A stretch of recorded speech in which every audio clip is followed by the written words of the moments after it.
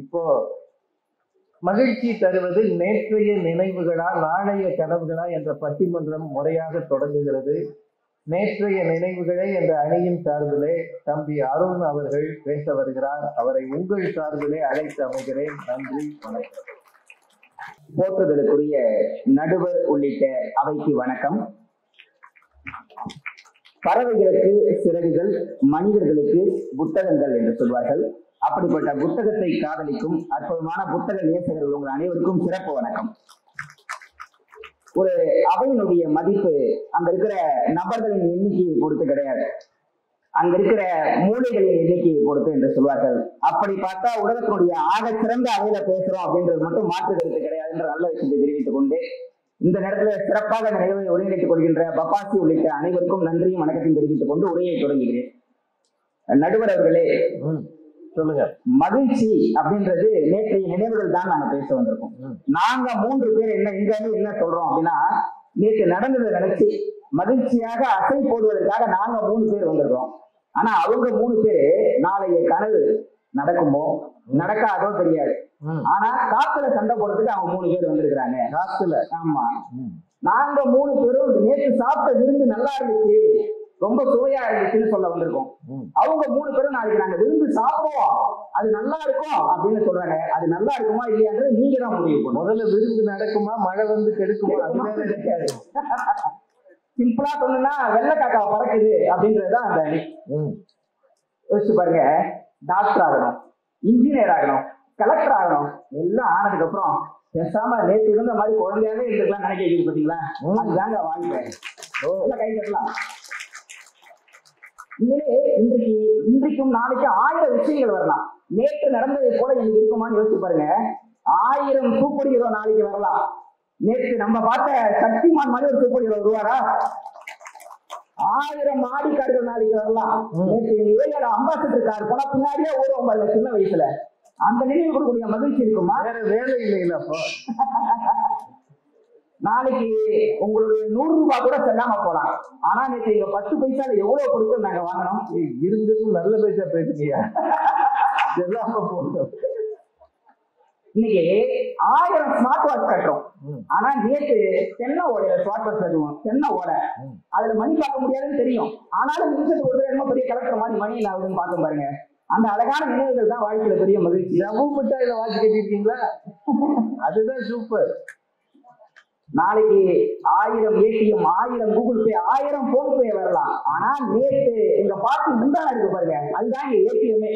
அதுல இருந்து எடுத்து கொடுக்குற அந்த 50 காசும் அந்த 1 ரூபாயும் கொடுக்கக்கூடிய நினைவுகள் இருக்கு பாருங்க. அது பாட்டி கொடுத்ததா நீங்களா எடுத்ததா? அதுக்கு அதுவும் பண்ணுவோம். 10 பைசா கேட்டாலே பெரிய குலகுத்தம் பண்ண மாதிரி பார்ப்பாங்க அப்ப. ஆனா அப்ப இருந்த மகிழ்ச்சி இப்ப நிச்சயமா கிடையாது, நாளைக்கும் கிடையாதுன்றதுதான் உண்மை. நுங்கு வண்டி ஓட்டுவோம் நடுவர்களே.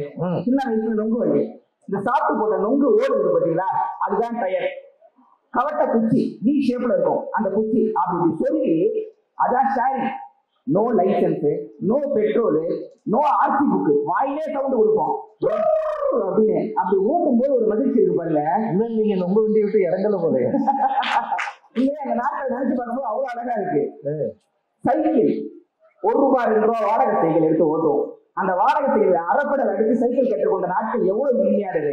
இப்ப அட்வொகேட்டா இருக்கேன், நல்லா சம்பாதிக்கிறேன், சைக்கிள் ஓட்ட கஷ்டமா இருக்கேன்னு பைக் வாங்கினேன், பைக்கோட ஈஸியா இருக்கேன்னு கார் வாங்கினேன், கார் வாங்கினதுக்கு அப்புறம் எந்த வேலையும் செய்யாம தொப்பை வாங்கினேன். இந்த தொப்பையை குடிக்கலான்னு ஜிம்முக்கு போனேன், ஓடாத சைக்கிள ஓட்டுன்றாங்க. இதைத்தான் நான் நீங்க பண்ணிட்டு இருந்தேன் அப்படின்னு யோசிக்கிறீங்க பாத்தீங்களா? அந்த அழகான நாட்கள் ரொம்ப அழகானது. உண்மையிலே அது ஒருபோதும் நாளைய நாட்கள் கொடுக்காதுன்றதுதான் உண்மை. வெயிலும் மழையும் மாறி மாறி வர்றதை போல எங்க வாழ்க்கையில அன்னைக்குதான் விளையாட்டுகள் எவ்வளவு விளையாட்டு விளையாடுறது எல்லாருக்குமே தெரியும். கண்ணாமூச்சி ஆடுறோம், அப்பா அம்மா விளையாட்டு விளையாடுவோம், கோலி குண்டு ஆட்டம் ஆடுவோம், டிக்டிக்னு ஒரு கேம். அதுல பாத்தீங்கன்னா அழகா இப்ப நினைச்சு பாக்குறேன், 30 வயசு ஆகுது, இப்ப சொல்ல மூச்சு திணறுது. அப்ப 7 வயசுல அந்த டிக்டிக் எவ்வளவு அழகா சொல்லிருக்கேன்.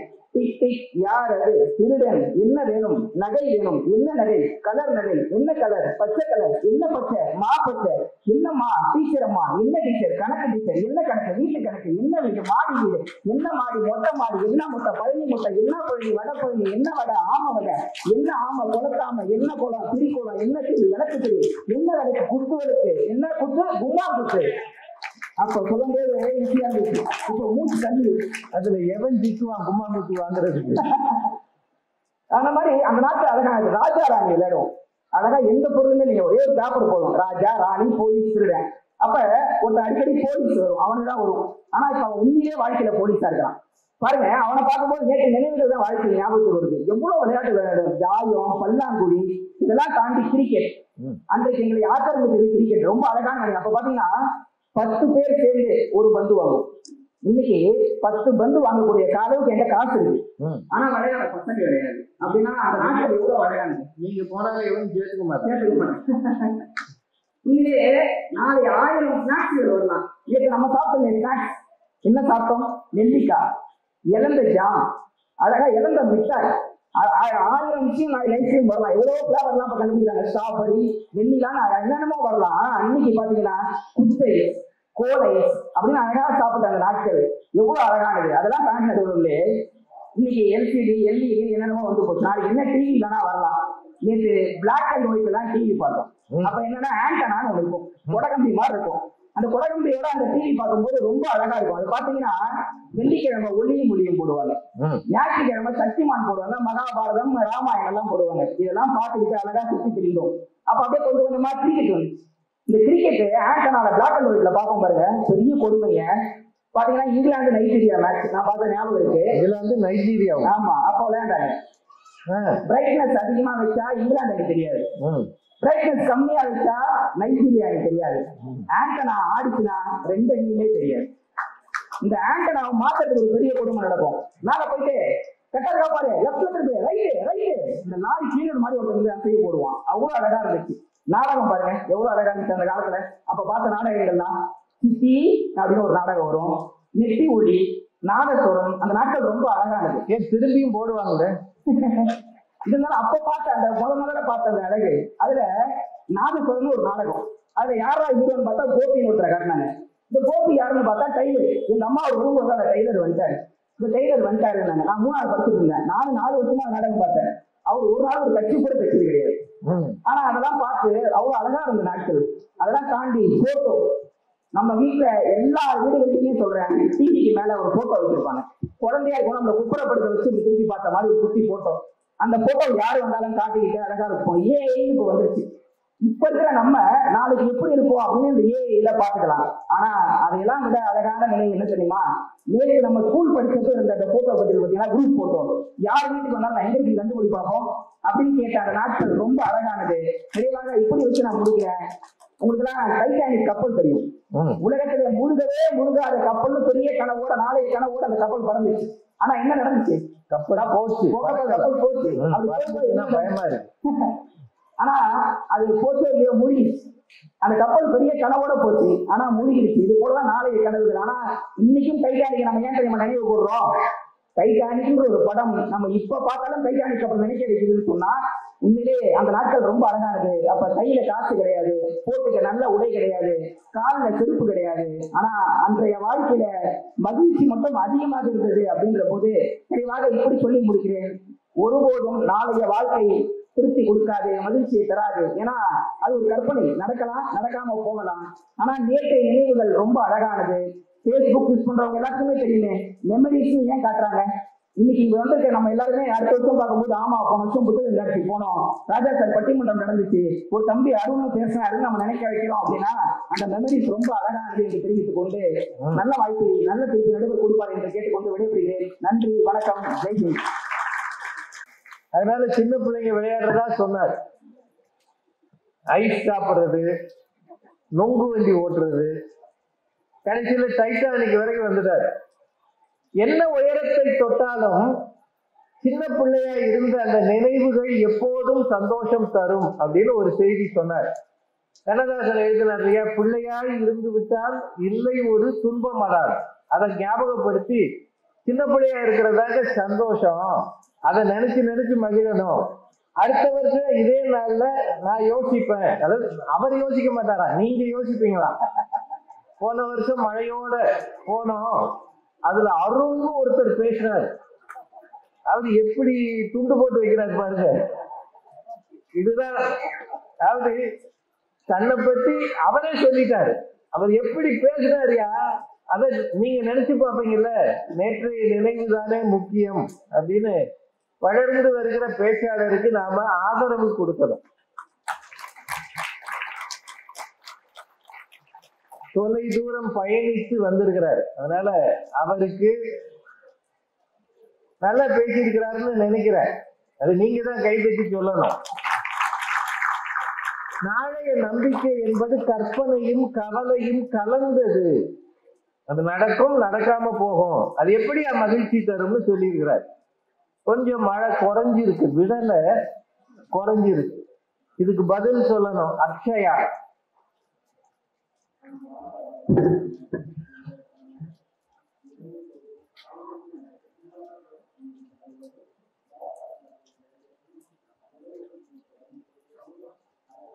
அவையில் பெற்றெடுக்கும் சான்றோர் பெருமக்களுக்கும் கொட்டும் மழையிலும் கால்கடுக்க நின்று பேச்சை கேட்கும் அன்பான மக்கள் அனைவருக்கும் என்னுடைய நன்றி கிடந்த வணக்கத்தை முதலில் தெரிவித்துக் கொள்கிறேன். அண்ணன் வந்து அழகாதான் பேசினார். நானும் அவருக்கு மறுப்பு சொல்லவே இல்லை. என்ன நுங்கு வண்டி ஓட்டினாராம், குச்சி வச்சு நுங்கு வண்டி ஓட்டினாராம். ரோட்ல அம்பாசிடர் காரை போனப்ப பின்னாடியே ஓடினாராம். இப்ப வந்ததுல வரப்பையும் கையில பின்னாடியே ஓடி வர வேண்டியதானே சென்னை வரைக்கும். இல்லைன்னா கார் வைப்பு வரைக்கும் அம்பாசிடர் பென்ஸா மாறிருக்கு, அவ்வளவுதானே. எத்தனையோ பென்ஸா ரோட்ல வந்து பின்னாடியே ஓடி வாங்கலேன். எதுக்கு? இப்போ மெட்ரோ வேணும், இல்லைன்னா பிளைட் வேணும். ஆனா நான் உங்களுக்கு சுகம் மட்டும் என்னன்னு கேட்டா நுங்கு வண்டி அம்பாசிடர் தான். பேசுறதுக்கு மட்டும்தான் நல்லா இருக்குன்னு நம்ம சொன்னாரு. வாட்ச் கட்டினாராம். பேசுறப்ப கைய ஆட்டி ஆட்டி பேசுறதுனால அந்த காலத்துல வந்து என்ன மாதிரி வாட்ச் கட்டியிருப்பேன் தெரியுமா? இப்ப அண்ணன் கட்டிருக்கிறது முள்ளு கூட இல்ல, எங்க மாதிரி ஸ்மார்ட் வாட்ச் கட்டியிருக்காரு. ஆனா வர சொன்னது ஸ்மார்ட் வாட்ச். சொன்னது என்ன சொன்னாரு? Smart watch. எல்லாரும் இப்ப ஸ்மார்ட் வாட்ச் தான் கட்டுறாங்கன்னு. அவரு கட்டி இருக்கிறதே ஸ்மார்ட் வாட்ச். அவரே பழையது ஞாபகம் வச்சுக்கவே இல்லை. ஆனா பேசுறதெல்லாம் பழசு வந்து போற்றி புகழணும். அந்த நீங்க எல்லாம் வாங்க, நீங்க பழச நினைச்சு பாருங்க. வருடத்துல என்ன இருக்கு? நேற்று நாங்க விருந்து சாப்பிட்டோம், சூப்பரா இருந்துச்சு. நீங்க நாளைக்கு சாப்பிடவே போறது இல்ல, அதை எப்படி நீங்க பெருமையா பேசுறீங்கன்னு. கனவுகள் என்னைக்குமே நிறைவேறினாதான் சந்தோஷங்கிறது கிடையவே கிடையாதுங்க. எங்களுடைய கனவுகளை நடத்துற ப்ராசஸ் இருக்கு பாத்தீங்களா, அதை விட பெரிய சந்தோஷமே கிடையாது. முதல்ல நான் அந்த இலக்கை அடையும் போது கிடைக்கிற சந்தோஷத்தை விட அதுல இருக்கும் பாத்தீங்களா, அது ஒவ்வொரு படிக்கையும் கிராஸ் பண்றோம் பாத்தீங்களா, அப்ப கிடைக்கிற சந்தோஷம் தான் என் வெற்றியை விட பெருசா இருக்கும். அதுதான் நாங்க சொல்றோம், அதை புரிஞ்சுக்கோங்கன்னு சொல்றோம். அதே மாதிரி ஓடிடி பிளாட்ஃபார்மா இப்ப வந்துருச்சு. அவர் வந்து ஆண்டனாவை திருப்பி திருப்பி வந்து பார்த்தாராம். இப்ப வந்து ஓடிடி அண்ணன் மேடைக்கு ஏறதுக்கு முன்னாடி ஓடிடியில வந்து சீரீஸ் பார்த்துட்டு இருந்தாரு. என்னன்னு கேட்டா, இது மாதிரி படத்துல சீரீஸ் பாக்குறோமா, மேடைக்கு ஏறுற வரைக்கும் உட்கார்ற வரைக்கும் எல்லாமே எங்களுடைய கனவுகளை நோக்கி. இப்ப வரும்போது ஒரு 3 பேருமே சரி ஒரு கனவு இல்லாமல் அந்த மேடையில வந்து உட்கார்ந்து இருப்பாங்க. இன்னைக்கு நான் பேசி 4 பேராவது கை தட்டணுங்கிற கனவு இல்லாமலா இருக்கும் உங்களுக்கு? கிடையாது. 4 பேர் கை தட்டுறவங்க 4 பேர் ஆக்குறீங்க, கூட கொஞ்சம் பேர் கை தட்டு. அவங்க நினைவுலயே இருந்தாங்கன்னா அப்படி இல்லை நடுவர்களே. அவங்க நேற்று எனக்கு கை தட்டினாங்கன்னு நம்ம சந்தோஷப்பட்டுக்கிட்டோம். நாங்க கனவு நோக்கி போய் இன்னைக்கு இவங்க கை தட்டிட்டோம். அப்ப நேற்று எங்களுக்கு கை தட்டினாங்கப்ப அது போதும் நினைச்சு அவங்க 3 பேர் சந்தோஷப்பட்டுக்குவாங்க. அப்படி இங்க வந்து உட்கார்ந்து இருக்கிறதே கனவுகளை நோக்கி. ஆனா எல்லாம் வந்து பழசு வேணும். அதே மாதிரி ஒரு விஷயம் என்ன சொன்னாரு, விளையாட்டு எல்லாமே பழைய விளையாட்டுகள் விளையாண்டோன்னு. பழைய விளையாட்டை நாங்க குறை சொல்லலைங்க. ஆனா வருங்காலத்துல என்ன வேணும்னு தெரிஞ்சு இன்னைக்கு செஸ்ல நம்ம தமிழ்நாட்டுல பிரக்யானந்தா போய் உலக அளவுல பேர் வாங்கி கொடுத்தாருன்னா அதுக்கு காரணம் எங்களுடைய வருங்கால கனவு என்ன இந்த உலகத்துக்கு வேணுமோ அதை நோக்கி போறோம். நான் இப்படி சொல்லி தொடங்கணும் அப்படின்னு நினைக்கிறேன். கனவுங்கிறது என்ன தெரியுமா, நம்ம தவறி விழும்பொழுது நம்ம விழாம தாங்கி பிடிக்கிற கரம். கண்ணீர் விட்டு நான் தவறி அழும் பொழுது என் கண்ணை தொடச்சு ஆறுதல் சொல்ற மனம். இதுக்கு மேல எல்லாம் பட்டாச்சு, இந்த வாழ்க்கையே வேணான்னு நான் வெறுத்து போகும்போது இதுக்காகவே நீ வாழணும்னு சொல்ற ஒரு வைராகியம். என்னால முடியலப்பா, எனக்கு போகணும், நான் சோர்ந்து போய் உட்காரும் போது ஒன்னால முடியலன்னா வேற யாரால முடியும்னு எனக்குள்ள கொடுக்கிற ஒரு தன்னம்பிக்கை. இதுதான் கனவுன்னு சொல்றோம். இந்த கனவு தர மகிழ்ச்சி தன நம்பிக்கை வேற என்ன தந்துட முடியும்? நான் அண்ணன் பழைய கால நினைவுகள் எல்லாம் மறந்துட முடியுமா? அது என்னைக்குமே இருக்கும். நிதர்சனமான உண்மை என்ன தெரியுமா, நம்ம எல்லாருக்கும் ஒவ்வொரு வயசு இருக்குங்க அரங்கத்துல. ஒவ்வொருத்தவங்களும் ஒவ்வொரு வயசு கடந்து வந்திருப்போம். ஆனா பழைய நினைவுகளை சொல்லுங்களேன் அப்படின்னு சொன்னா எல்லாரும் கைவிட்டு எண்ணிடலாம். 4 நினைவு 5 நினைவுல 6 நினைவு தான் நம்மளால சொல்ல முடியும். ஏன்னா நிதர்சனமான உண்மை என்னன்னா நினைவுகள் மறந்துதான் போகும். காலம் மாற மாற மக்கள் நம்ம மாற மாற நினைவுகள் மறந்துருங்க. ஆனா கனவுகள் என்றும் மறந்தும் போகாது மறக்கும் போகாத நினைவுகள் அப்படியே தான் இருக்கும் என்னைக்குமே. அதாவது கனவுகள் அப்படியே நினைச்சு நிற்கும். நான் இப்படி சொல்றேன், நினைவுகளும் பசுமையானது உண்டு, என்னைக்குமே மறக்காத நினைவுகள் உண்டு. அது என்ன தெரியுமா? நான் நினைச்ச உடனே ஒரு நினைவு சொல்லன்னு சொன்னா ஒரு அண்ணன் எனக்கு சொல்லுவாரு, நான் முதல்ல என் சம்பளத்துல வாங்கின வண்டி, அதனால மறக்கவே முடியாது. அந்த நாள் என் சம்பளத்துல வாங்கினேன்னு அது என்னைக்குமே மறக்க முடியாத நினைவுதான். ஆனா நினைவு எப்படி உருவானுச்சுன்னு தெரியுமா? அண்ணன் சொன்னாருல்ல, நான் ரோட்ல விளையாடுறப்ப அம்பாசிடர் கார் போனுச்சுன்னு. அப்படி நீங்க ஒரு நாள் ரோட்ல கிரிக்கெட் விளையாண்டுட்டு இருந்திருப்பீங்க. ஒரு 26-27 வயசுலயும் வண்டி ஓட்டிட்டு போயிட்டு இருப்பாரு. நாளைக்கும் நான் 25 வயசு எனக்கு ஆகும் போது நான் உழைச்சு சம்பாதிச்சு இதே மாதிரி வண்டி வாங்கி நானும் இதே தெருவுல விடுவேன். அப்ப நீங்க கண்ட கனவு 25 வருஷம் கழிச்சு உங்களுக்கு நிறைவேறி இருக்கும். கனவாக நிறைவேறின நினைவுகள் மட்டும்தான் மனசுல இருக்குமே தவிர எல்லா நினைவுகளும் மனசுல இருக்காதுங்க. இருக்கிறதுலே மிகப்பெரிய வரம் என்ன தெரியுமா? படுத்த உடனே தூங்குனா மிகப்பெரிய வரம்னு சொல்லுவோம். நோய் நொடியே இல்லாத உடம்பு வரம்னு சொல்லுவோம். அதே மாதிரி பழைய காலத்து நினைவுகளை மறக்கிறது பெரிய வரம். இங்க இருக்கிற எத்தனை பேருக்கு எல்லா நினைவுகளும் நல்லதா இருக்கும்னு சொல்லுங்க பாப்போம். எல்லாருடைய நினைவுகளையும் துன்பம், துயரம், அத்தனை ரணங்கள் நிறைந்துதான் இருக்கு எல்லாருடைய நினைவுகளும். அந்த நினைவுகளை எல்லாம் மறக்கணும்னா நீங்க எல்லாருக்குமே ஒரு கனவு வேணும். அந்த கனவுகளை நோக்கி போறதுதான் இவங்களுடைய நோக்கமா இருக்கு. ஒண்ணுமில்ல, எனக்கு சொல்ற நினைவுகளுக்கு மகிழ்ச்சிக்கு ஒரு அளவு உண்டு. ஒவ்வொரு மகிழ்ச்சிக்கும் ஒவ்வொரு அளவு உண்டு. ஆனா எங்களுடைய வருங்கால கனவுகளுக்கு எந்த அளவுமே கிடையாது அது கொடுக்குற மகிழ்ச்சிக்கு. நான் ஒரு விஷயம் சொல்றேன்.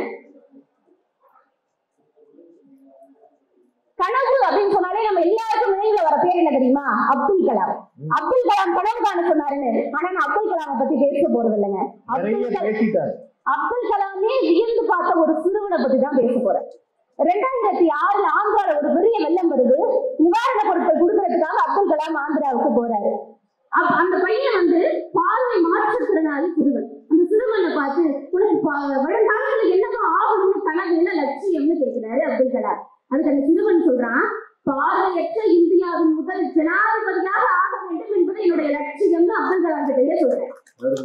அது மட்டும் இல்ல, எனக்கு அமெரிக்கால இருக்கக்கூடிய MIT யூனிவர்சிட்டியில படிக்கணுங்கிறது அந்த அடுத்த லட்சியம்னு சொல்றாரு அப்துல் கலாம். இந்த மாதிரியான லட்சியங்களும் கனவுகளும் இருக்கிற இளைஞர்கள் தான் இந்தியாவுக்கு தேவைன்னு சொல்லிட்டு போயிருக்காரு.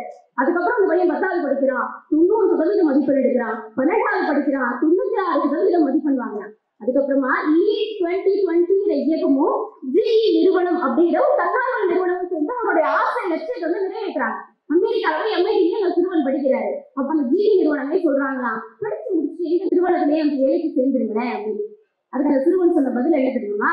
என்னால் ஒரு வேலை பார்வையற்ற இந்தியாவின் முதல் ஜனாதிபதியாக ஆக முடியாவிட்டால் உங்கள் நிறுவனத்தில் நான் வேலைக்கு சேர்கிறேன்னு சொன்னாங்க. அப்போ என்னதான் நான் படிச்சாலும் என்னுடைய கனவை நோக்கி நான் போகிறேன் பார்த்தீங்களா, அதுதான் நடுவர்களே. அது நிறைவேறுமா நிறைவேறலையோ என்னுடைய நோக்கிய பயணமே எனக்கு மகிழ்ச்சின்னு சொல்லி இப்படி சொல்லி நிறைவு செய்கிறேன். நினைவுகள் என்பது பல காயங்களையும் துன்பங்களையும் துயரங்களையும் கொண்டது. அந்த காயத்தோடய ஒரு மனுஷன் வாழ்ந்து முடிச்சிட முடியாதுங்க வாழ்க்கைய. அந்த காயத்தை ஆற்றணும்னா ஒரு மருந்து தேவை. அது நாளைய நகர்த்தி போகணும்னா அதுக்கு மருந்து தேவை. அந்த மருந்து தான் எங்களுடைய நாளைய கனவுகள். ஆக காயங்களுடன் இருக்கும் நேற்றைய நினைவுகளை மருந்தாக இருக்கும் எங்களுடைய நாளைய கனவுகளே சரி செய்யும் என்று கூறி மகிழ்ச்சியை தருவது நாளைய கனவுகளே என்று கூறி தந்த வாய்ப்புக்கு நன்றி பாராட்டி விடைபெறுகிறேன். நன்றி, வணக்கம். அக்ஷயா இளம் பேச்சாளர், அவங்க திரட்டிய தகவல்களை எல்லாம் சொல்லியிருக்கிறாங்க. நீ நொங்கு வண்டி ஓட்டுறதை விட பிரக்யானந்தா மாதிரி செஸ்ல போய் பண்ணைன்னா, சமீபத்துல ஒரு சின்ன வீடியோ பார்த்தேன். ஏர்போர்ட்ல ஏகப்பட்ட போலீஸ் பாதுகாப்போட ஒருத்தர் வர்றார். ஏகப்பட்ட போலீஸ் சுத்தி நிக்குது. அது யூடியூப்ல இருந்தது. யாரா வரா? நடிகரா, அரசியல் தலைவரா, இல்ல வேறு யாரும் வெளிநாட்டு விஐபியான்னு பார்த்தா கூட்டத்துல சின்னதா சில்லாரியா ஒரு பையன் வரா, பிரக்யானந்தா. பார்க்க எவ்வளவு பெருமையா இருந்தது தெரியுமா?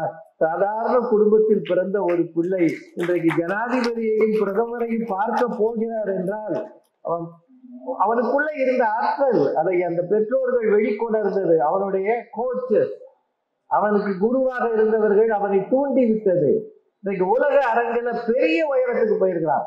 அதானி நிறுவனம் அவனை தத்தெடுத்து இருக்கிறது. அதானி அவர்களை போய் நேர பார்த்திருக்கான். பார்க்க முடியுமா? என்ன ஒரு சின்ன பையன் அந்த விளையாட்டு விளையாடணும்னு ஆசைப்படணுமா? இந்த வயசுல நொங்கு வண்டி ஓட்டணும், காருக்கு பின்னாடி ஓடணும், இதெல்லாம் யார் யார் பண்றது அப்படின்னு கேள்வி கிண்டல்மா பண்ணி ஒரு பார்வையற்ற குழந்தை இந்தியாவின் முதல் பார்வையற்ற ஜனாதிபதியாக வரணும் அப்படின்னு ஆசைப்பட்டதை அவங்க சொன்னாங்க. என்னங்க அவங்க சொன்னது ஏதாவது புரிஞ்சுதுங்களா? உங்கள்கிட்ட தான் ஏன் கேட்கிறேன். நீங்க எல்லாரும் குளிருக்கு கையை கட்டி உட்காந்துருக்கீங்க. எனக்கு அப்படித்தான் இருக்கணும்னு ஆசையா இருக்கு. ஏன்னா கொஞ்சம் நீங்க உற்சாகம் கொடுத்தாதான் சின்ன பிள்ளைகளாம் பேச முடியும் இல்லையா? பேச வர்றவங்களுக்கு உங்க அன்பும் ஆதரவும் தேவை. இந்த வேகத்துல இப்போ இதுக்கு பதில் சொல்றதுக்கு வர்றாங்க தெய்வானை மணிகண்டன். வாங்கம்மா.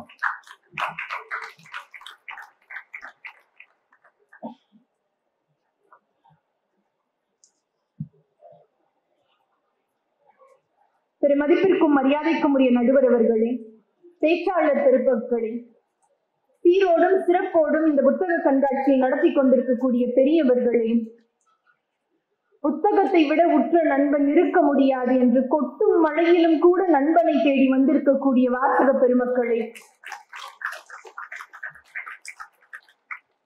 உங்கள் அத்துணை பேருக்கும் என்னுடைய மிக பணிவான வணக்கம்.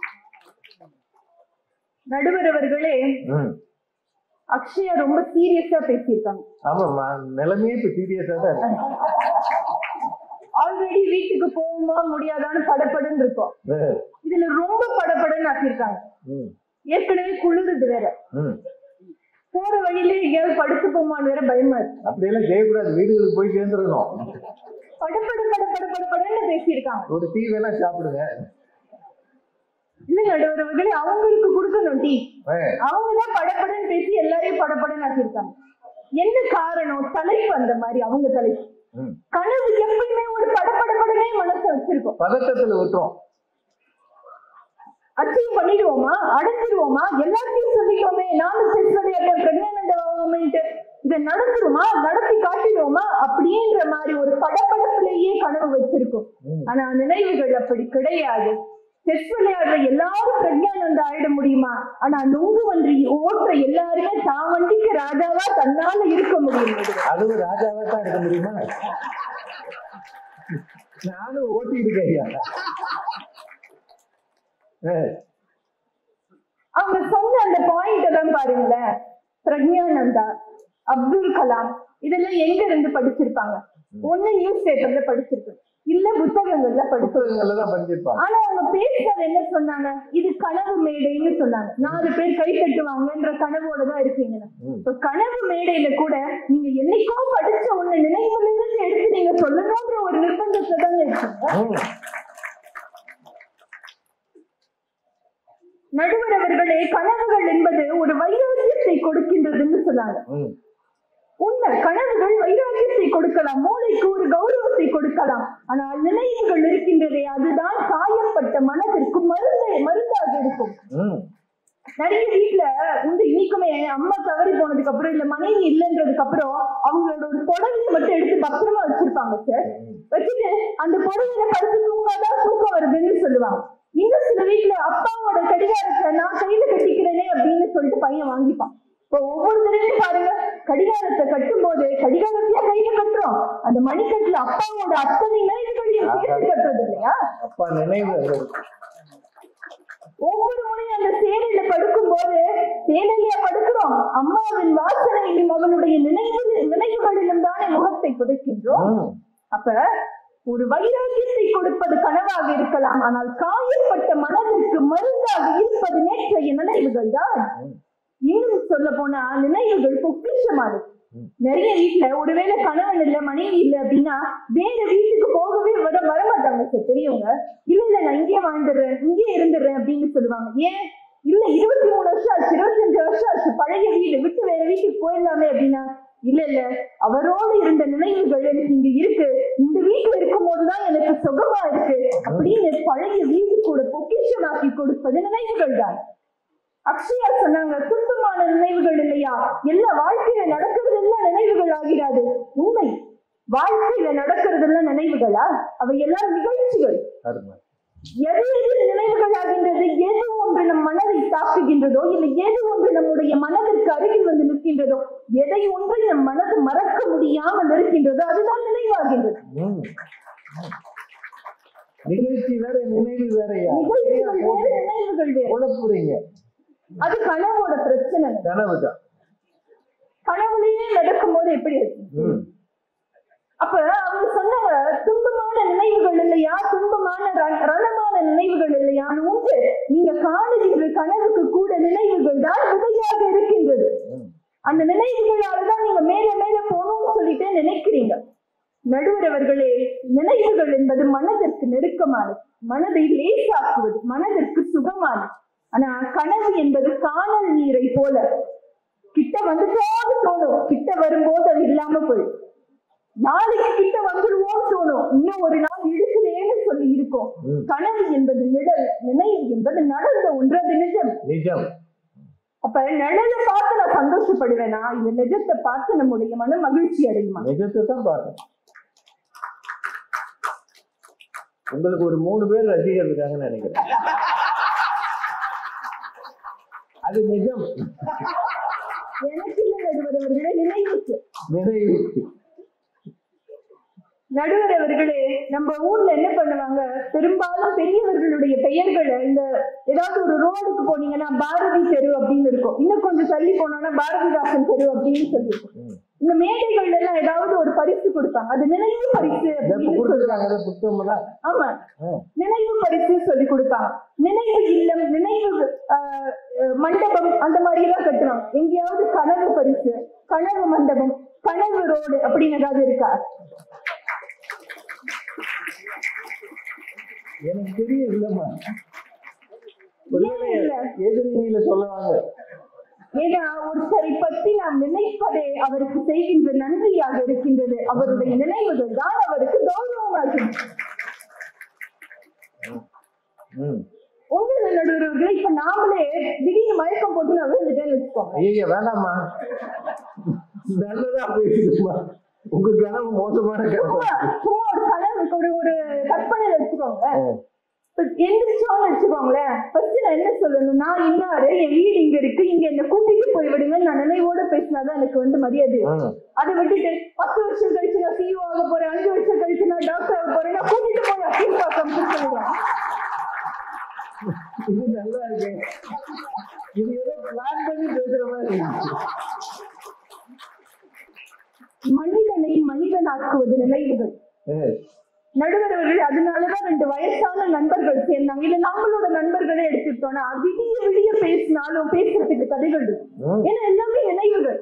இப்ப நிறைய ஸ்கூல் காலேஜ்ல எல்லாம் ரீயூனியன் வருது, பழைய நண்பர்கள் எல்லாம் சேர்ந்துக்கிறோம். எவ்வளவு சித்திப்பா இருக்கு, எவ்வளவு மகிழ்ச்சியா இருக்கு, அந்த அரங்கமே நிரம்பி வழிகிறது, இப்படி சந்தோஷமா இருக்கு.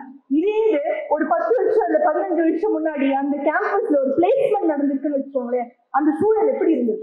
ஒரே படப்படப்படப்படன்னு இருந்திருக்காது. ஏன்னா பிளேஸ்மெண்ட்ல வேலைக்கு உட்காரும் போது எல்லோரும் கனவோடு இருப்பாங்க, திரும்பி ரீயூனியன்ல அதே பெஞ்ச்ல உட்காரும் போது எல்லோரும் பழைய நினைவுகளோடு இருப்பாங்க.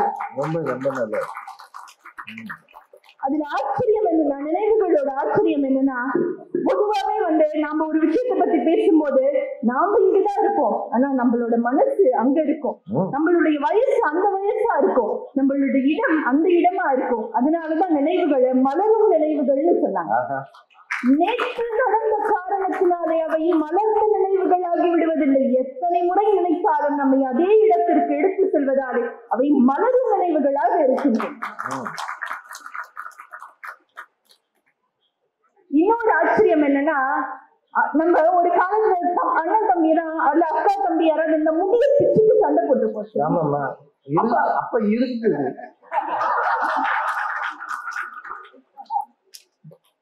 அப்ப அம்மா அடிச்சிருப்பாங்க, அழுந்திருப்போம். இன்னைக்கு அந்த நினைவு யோசிச்சு பார்த்தா சந்தோஷமா இருக்கு. அப்ப அம்மா கையில சாதத்தை உருட்டி உருட்டி வச்சிருப்பாங்க, அதை சாப்பிட்டுருப்போம், சந்தோஷமா சாப்பிட்டுருப்போம். இப்ப நினைச்சா அப்படி நிகழ்ச்சியா கண்ணுல தண்ணி வரும். அடுத்த நினைவுகள் சிரிக்க வைக்கும், சிரித்த நினைவுகள் அழ வைக்கும். இதுவே நினைவுகளுடைய பெருமை. நடுவர்களே ஒண்ணும் இல்ல, ஒரு போன் வாங்குறேன், பச்சையா போய் போன் வாங்குறாங்கன்னு வச்சுக்கோங்களேன், 50,000 1 லட்சம் 80,000 போன் ரேட் எக்கச்சக்கமா இருக்கு. எந்த போன் எடுத்தாலும் போன் கிளாரிட்டி நல்லா இருக்கான்னு பாக்குறோமா, போட்டோ கிளாரிட்டி நல்லா இருக்கான்னு பாக்குறோமா? Photo clarity.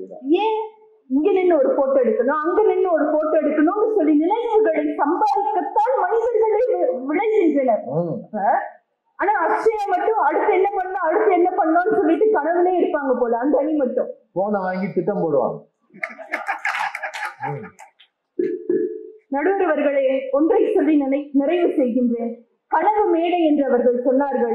நியூசிலாந்துல ஒரு சின்ன இளம் பெண் எம்பியாக, இளம் பழங்குடியினர் பெண் எம்பியாக பதவியேற்றார். அந்த பார்லிமெண்ட்ல அவங்களுடைய பேச்சு இருக்கின்றது, ரொம்ப ரொம்ப வைரலா இப்ப சுற்றி போய்கிட்டே இருக்கு. என்ன காரணம்?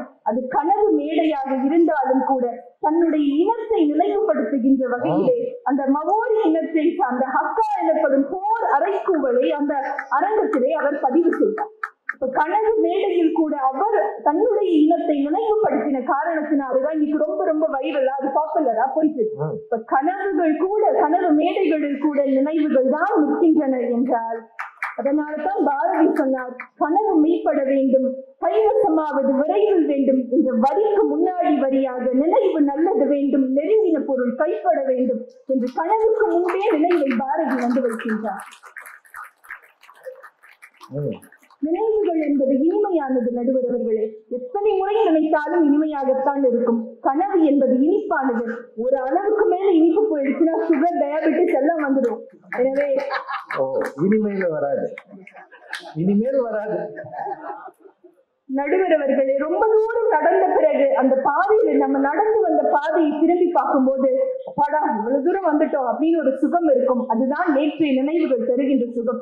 இன்னும் இவ்வளவு தூரம் நடக்கணுமே அப்படின்னு சொல்லும் போது ஒரு பெருமூச்சு இருக்கும். அந்த பெருமூச்சு அவ்வளவு மகிழ்ச்சியாக எனக்கு தெரிந்து இருக்காது.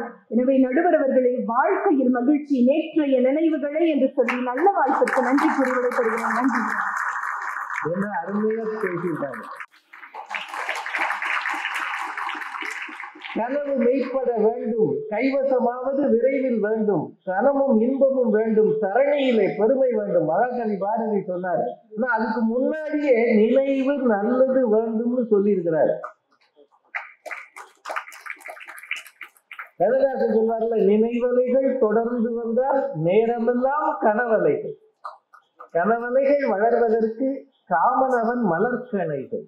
ஒரு அந்தாதி பாட்டு. அது அந்தாதி பாட்டெல்லாம் அந்த காலத்துல எழுதினாங்க. இப்போ அந்தமும் ஆதியுமா எழுதுறாங்க. ஆதிதான் விளங்குது.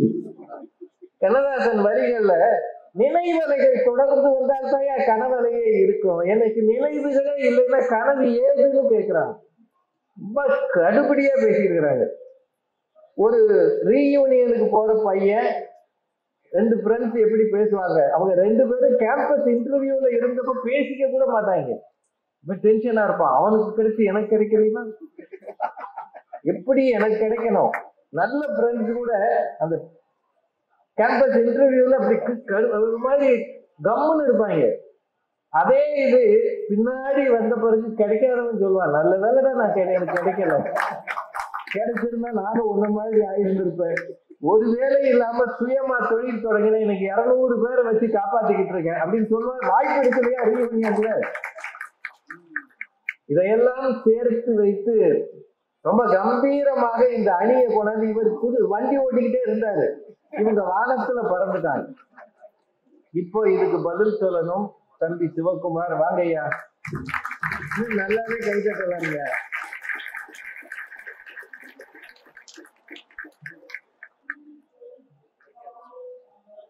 போற்றுதலுக்கும் வணக்கத்திற்கும் உரிய வப்பாசியினுடைய தலைவர் அவர்களே, செயலர் அவர்களே, ஏனைய பொறுப்பில் இருக்கிற பெருமக்களே, சான்றாமைக்குரிய நடுவர் அவர்களே, மேடையில் அமர்ந்திருக்கிற பேச்சாளர்களே, இங்கு பெருந்திரளாக கூடியிருக்கிற வாசக அன்பர்களே, உங்கள் அனைவருக்கும் என்னுடைய பணிவான புத்தாண்டு வாழ்த்துக்கள், பொங்கல் வாழ்த்துக்களை தெரிவித்துக் கொள்ளுங்கள்.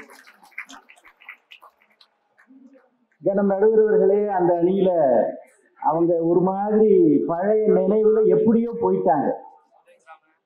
பழைய நினைவு உதவி செய்யுமா, எதிர்கால கனவு உதவி செய்யுமா, பழைய கனவு முக்கியமா, எதிர்கால கனவு முக்கியமா, கேள்வி அதுவே இல்லை. அது இல்லை. எப்ப ரெண்டுலேயுமே மகிழ்ச்சி இருக்கிறது அப்படின்னு ஒத்துக்கிட்டு எது இதில் அதிக மகிழ்ச்சின்னு கேள்வி வந்ததோ அப்பவே உங்களுடைய மற்ற வாதங்கள்லாம் அடிபட்டு போச்சு. பாருங்க, சிரிக்க வைத்த நினைவே அழ வைக்கும், அழ வைத்த நினைவே சிரிக்க வைக்கும். அப்ப நினைவுன்றது எல்லா காலத்திலையும் உங்களை சிரிக்க வைக்காது, அதுவே அழகும் வைக்கும்ன்றதுல இருந்தே அது இன்பம் இல்லை மகிழ்ச்சி இல்லைன்னு அவங்க ஒத்துக்கிறாங்க. சரி கோல் போறதுக்குன்னே கொற்ற மழையில் அங்கிருந்து வந்திருக்கிறாங்க. இந்த குளிர் நேரத்துல ஏமா பாரத குறைய சொல்லிட்டாங்க. அப்புறம் அந்த தம்பி டைட்டானிக் கப்பல் கனவோடுதானே புறப்பட்டது, இது முழுகவே முழுகாதுன்னு. ஆனா ஜேம்ஸ் கேமரான் அந்த படத்தை பத்தி ஒன்லைன் எப்படி சொல்லி ஆரம்பிச்சார் தெரியுமா? தயாரிப்பாளத்தை போய் ஒன்லைன் சொல்றாரு. டைட்டானிக் கப்பல்ல ஒரு ரோமியோ ஜூலியட் இதான் சார் கதை அப்படின்னு. நிஜம் டைட்டானிக் கப்பல் அப்படி யாரும் கிடையாது. இதுல ஒரு ரோமியோ ஜூலியட்னு ஒரு கனவை வச்சாம பாருங்க, உலகம் முழுக்க சூப்பர் ஹிட் ஆச்சு. ஜேம்ஸ் கேமரான் ஒரு பழைய நினைவில் புதிய நினைவை கொண்டு வந்து வைத்தான். மிகப்பெரிய சாதனையை கனவு தொழிற்சாலை நிறைவேற்றி காட்டியது. சினிமாவே கனவு தொழிற்சாலை தானே. ஆமா நடுவிலே பாரதியே நினைவுக்கு முன்னால கனவு வச்சான என்ன இது? ஃபர்ஸ்ட் அந்த வார்த்தையை சொன்னா, அடுத்து இந்த வார்த்தையை சொன்னா. சாப்பிடுறப்ப கூட முதல்ல இலைதான் வரும் நடுவர்களே, அது சாப்பிடுற விருந்து அடுத்ததான் வரும். இலைதான் முதல்ல வந்தது, சிசி விருந்து ரெண்டாவது வந்தது. நான் இலையே சாப்பிடுறேன்னா 2 காலா 4 காலான்னு பாக்குறவங்க யோசிப்பாங்க. என்னம்மா இதெல்லாம் ஒரு வாரம் என்ன சொல்றீங்கன்னு புரியுது. இல்ல ஒரு கால் நீங்க வேற மாதிரி எடுத்துக்கிட்டா அதுக்கு நான் பொறுப்பு இல்லை நடுவர்களே. இல்லையா 4 கால்னு தான் நீங்க சொன்னீங்க நடுவர்களே. அவங்க பாரதியை கோட் பண்ணதுனால நான் சொல்றேன். பாரதி எழுதுறான், பிச்சைக்காரர்களாக இருந்தாலும் நமக்கு குடுகுடுப்பைக்காரன் பேரில் தான் கூடுதல் அபிமானம். அவன்தான் என் வீட்டுக்கு வந்து நாளை எனக்கு நல்ல காலம் பிறக்குது என்கிற நம்பிக்கையை விதைக்கிறான். அந்த நம்பிக்கை தான் கனவு. எனவே அவன் பேரில் நமக்கு அபிமானம் சற்று அதிகம். அதனாலதான் பாருங்க, வேற எந்த பிச்சைக்காரனை பத்தி அவன் பாட்டு எழுதுற புதிய கோணங்கின்னு குடுகுடுப்பைக்காரனை மட்டுமே வச்சு பாரதி எழுதுகின்றான். நடுவிடுவர்களே, சாமிமாருக்கு நல்ல காலம் பிறக்குது, நல்ல காலம் வருது, சாதிகள் சேருது, சண்டைகள் தொலையுது, 8 லட்சுமியும் ஏறி வளருதுன்னா இவங்க எதுக்கு ஏறி பாடுறாங்க? இன்னைக்கு இல்லைன்னாலும் நாளைக்கு நம்மளும் புத்தக திருவிழால ஒரு நடுவர் ரேஞ்சுக்கு உட்காரலாம்ன்ற ஒரு கனவு இப்பவே வாங்க ஐயா. இவ்வளவு நானே ஒரு நாள் நடுவரா வந்து நீங்கள் நிரந்தர நடுவர் அவர்களே. இப்படி எல்லாம் எனக்கு கனவு கிடையாதுயா, கிடையாது நடுவர் அவர்களே. எங்கள் அணியில் பேசிய அச்சயா அவர்கள் ஒரு வரி சொன்னார்கள், நேற்றைய நினைவிலே காயம் உண்டு. நடுவர்களே, ஒண்ணும் இல்லை, புத்தாண்டுன்னு 2 ஸ்வீட் பாக்ஸ் தராங்க. ஒரு ஸ்வீட் பாக்ஸ்ல வந்து லட்டு இருக்கு, ஜாங்கிரி இருக்கு, ஜிலேபி இருக்கு. இன்னொரு ஸ்வீட் பாக்ஸ்ல லட்டு இருக்கு, கூடவே 2 கடப்பாம்பூச்சி செத்து கிடக்கு. நீங்க 2த்துல எதை ஸ்வீட்டும்பீங்க? இதுதான் ஸ்வீட்டு, இது பிளடி ஸ்வீட்டு. புரியலையோ, இது தெரியலையோ, நல்லா காதுல விழலையோ? நேற்றைய நினைவு பிளடி ஸ்வீட் நடுவரவர்களே. சரி, அதில் நயவஞ்சகம் இருக்கும், துரோகம் இருக்கும், அடுத்து கெடுத்தவர்கள் இருப்பார்கள், நிராசைகள் இருக்கும். நடுவர்களே, நிராசைகள் இருக்குன்றதுக்கு நானே ஒரு உதாரணம். நடுவர்களே, எனக்கெல்லாம் எல்லா இளைஞனும் மாதிரி ஒரு காலத்துல சினிமால நடிக்கணும்னு எனக்கு ஒரு பெரிய கனவு இருந்தது. ஓ, அந்த சிவகுமார்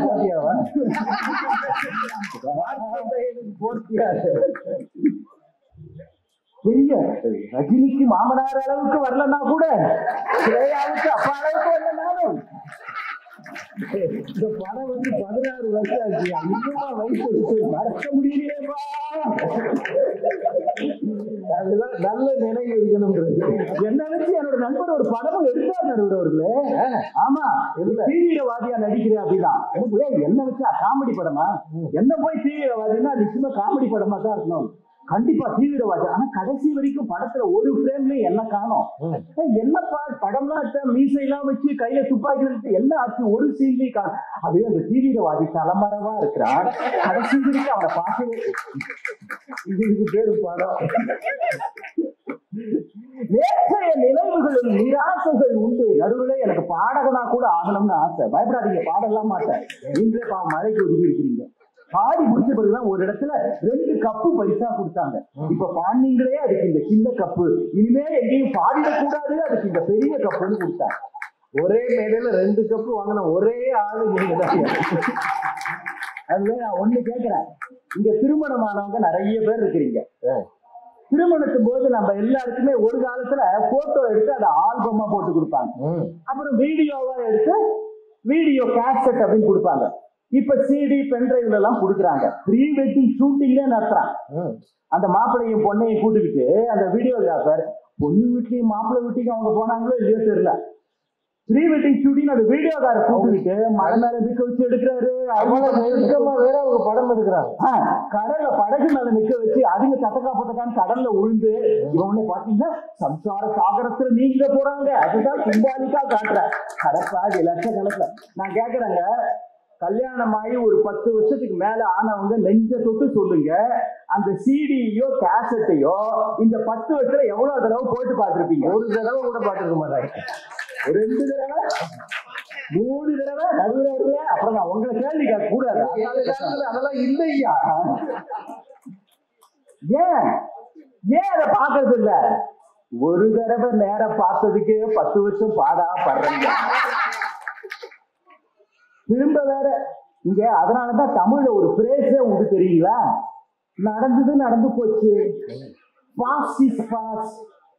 அத ஒரு கெட்ட கனவா நினைச்சு மறந்துரு, நினைவுகளை கூட மறந்துருன்னு சொல்ற மாதிரி நினைவுகள் இருக்கு. ஆனா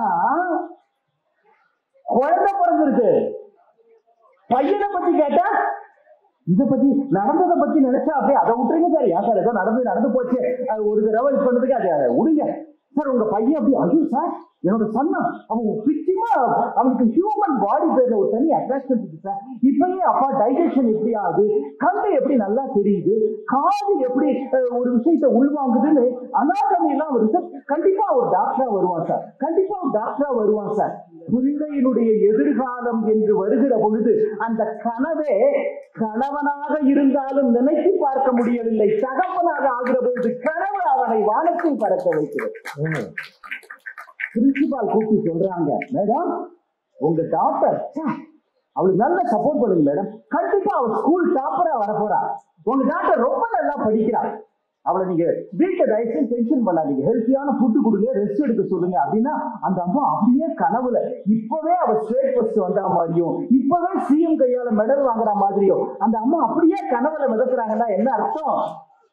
உச்சிதனை உகர்ந்தால் கருவம் ஓக்கி வளருதடி, வெற்றி உரை ஊரார் புகழ்ந்தால் மேலி சிரிக்குதடி. அப்ப எதிர்காலத்தை பற்றிய கனவு என்பது முழுக்க முழுக்க ஆனந்தம் மட்டுமே நிறைந்த ஒன்று. இன்னொன்னு சொல்றேன் சார், இவ்வளவு தூரம் நடந்து வந்தமே, இன்னும் இவ்வளவு தூரம் போனோமா, அப்ப எதிர்காலத்தை நினைச்சா கஷ்டமாகுதான். நீங்க இவ்வளவு தூரம் நடந்து வந்த நினைவுதான் எதிர்கால பயணத்தை கூட கஷ்டம் நிறைந்ததாக மாற்றுகிறது. நான் இமயமலை மேலேயே ஏற போகிறேன் என்ற உறுதிப்பாடு உள்ளத்துல இருக்கிறவனுக்கு சாலையில் நடப்பது சங்கடமாக இருக்காது. அவர் கோல் கீப்பர்ஸ் கோயிங் ஆங்கிலத்துல சொல்லுவாங்க. மிச்சம் இருக்கிற பெரும்பாலான பேர் நடுத்தர வயசுக்காரங்க, மிச்சம் இருக்கிற வாழ்நாளை நாம் நன்றாக வாழ்வதற்கு நம்முடைய கனவுகள் தான் உந்து சக்தியாக இருக்கின்றன. பெர்னாட் போய் கேட்கிறாங்க, ஏன் எங்க கல்லூரியில வந்து நீங்க பேசணுங்க அப்படின்னு. அதுக்கு பெர்னாட் சொல்றாரு, இல்லப்பா எனக்கு இன்னும் அடுத்த 2 வருஷத்துக்கு டேட் இல்லை, டைரி ஃபுல்லுன்றாரு. அப்பவே அவருக்கு 87 வயசு. 87 வயதில் கூட அடுத்த 2 ஆண்டுகளுக்கு பேச முடியும் என்கிற எண்ணம் தான் பெர்னாட்ஷாவை மாமனிதனாக மாற்றுகிறது. ஓசோ சொல்றாருங்க, எனக்கு துணி வைத்து தருகிற தையல்காரரைத்தான் நான் புத்திசாலியாக நினைத்தேன். காரணம் அவன்தான் என் பழைய அளவுகளையே வைத்துக் கொண்டு எனக்கு துணி வைப்பது இல்லை. ஒவ்வொரு முறையும் என்னை புதிதாக அளவெடுத்துக் கொண்டிருக்கிறான். என் பழைய அளவுகளை வைத்து என்னை அவன் மதிப்பிடுவது இல்லை. புதிய அளவுகள் தான் எனக்கு பொருந்தும் என்று அவனுக்கு தெரிந்திருக்கிறது. பழைய அளவுகள் என்பதும் பழைய நினைவுகள் என்பதும் ஒன்றுதான். உங்கள் எதிர்காலத்தில் நீங்கள் உங்களுக்கு அணிய வேண்டிய ஆடையை தீர்மானிப்பது பழைய அளவுகள் அல்ல, புதிய கனவுகள் தான், புதிய லட்சியங்கள் தான். இதை சொல்லி நிறைவு செய்கிறேன். ஒரு எழுத்தாளனுடைய கனவுதான் கதையாக வெளிப்படுகிறது. ஒரு கவிஞனின் கனவுதான் இந்த தேசம் எப்படி ஆக வேண்டும் என்று நினைத்த கனவுதான் காப்பியமாக வெளிப்படுகிறது. கலைஞர்கள் உள்ளுக்குள் தோன்றுகிற கனவுகள் தான் கலாபூர்வமான படைப்புகளாக வெளியாகின்றது என்றால் இந்த புத்தக திருவிழாவில் இங்கே குவித்து கிடக்கின்ற அத்தனையும் படைப்பாளியினுடைய கனவுகள். அந்த கனவுகள் அவர்களுக்கு மட்டுமல்ல, சமூகத்துக்கே மகிழ்ச்சியை தருகிறது. நன்றி, வணக்கம். இவ்வளவு கம்பீரமா பேச முடியும்னா சிவகுமாரால் தான் முடியும். பாரதியார் கவிதைகளை அவருக்கு தொட்ட உடனே வந்தார் பாருங்க. நல்ல காலம் பிறக்குதுன்னு குடுகுடுப்பக்காரன் பாடுறானே, அவனைத்தான் பாரதி பாடி வைத்தாருன்னு சொல்றாரு பாருங்க. எவ்வளவு படிச்சிருந்தா உடனடியாக அதை பதில் சொல்ல முடியும். கலைஞருக்கும் எழுத்தாளருக்கும் கனவுகள் தான் படைப்பூக்கம் தருகின்றன அப்படின்னு சொல்றாரு. ஒரு நல்ல விஷயத்தை சொல்லியிருக்கிறார். பழத்தை மறந்துரு, பாஸ். ஆனா நாளைய தினத்துல உங்க பையன் என்ன செய்வா, பொண்ணு என்ன செய்வா அப்படின்னு கேட்டா கண்கள் விரிய கனவு காண்கிறார்கள். இதுதான் ஒவ்வொரு பெற்றோரும் செய்வது. நீங்க எப்படி இருந்தீங்க, எவ்வளவு கஷ்டப்பட்டீங்க, அது பழைய விஷயம், அதையே தூக்கி பிடிக்கிற அப்படின்னு ரொம்ப அழகா பேசியிருக்கிறார். என்னங்க நல்லா பேசுறாரு இல்லையா? இன்னும் ஒரு 1/4 மணி நேரம் 1/2 மணி நேரம் சீக்கிரம் முடிச்சிருவோம். ஏன்னா தலையில ஒழுகலையே தவிர காலுக்கு கீழே தண்ணி இருக்கு. என்னங்க உண்மைதானே? ஈரத்தோடு பட்டிமன்றம் கேட்கிற ஈர நெஞ்சம் உங்களுக்கு இருக்கிறது.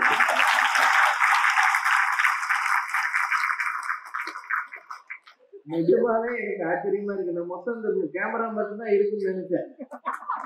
ஸ்டுடியோ பட்டிமன்றம் மாதிரி இருக்குங்க. நீங்க மட்டும் இல்லைன்னு வைங்க, எங்களை ஒத்தையில விட்ட மாதிரி ஆயிடும். துக்கலிங்க ஐயாவும் நாங்களுமா பேச வேண்டியதுதான். இல்ல இந்த பிள்ளைங்கெல்லாம் பேசிட்டு முன்னாடி உட்காந்து கை கட்ட வேண்டியதுதான்.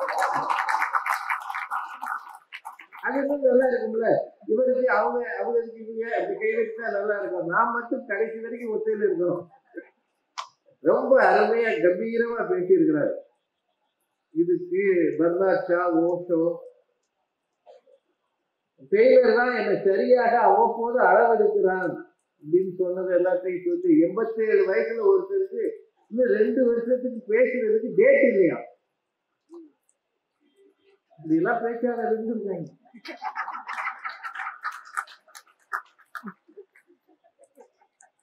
ரொம்ப நல்லா இருக்கு. இப்போ நேற்றைய நினைவுகளே அணியினுடைய நிறைவு பேச்சாளர் திருமதி முனைவர் ரேவதி அவர்கள்.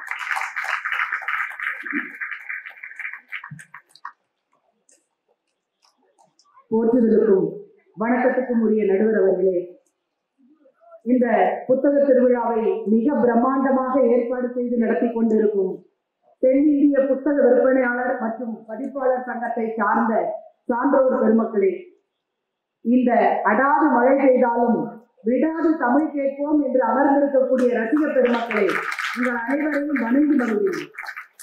நடுவர் அவர்களே, எதிரணியில் என்னும் அன்புக்குரிய அண்ணா சிவகுமார் ஐயா அவர்கள் பேசினார்.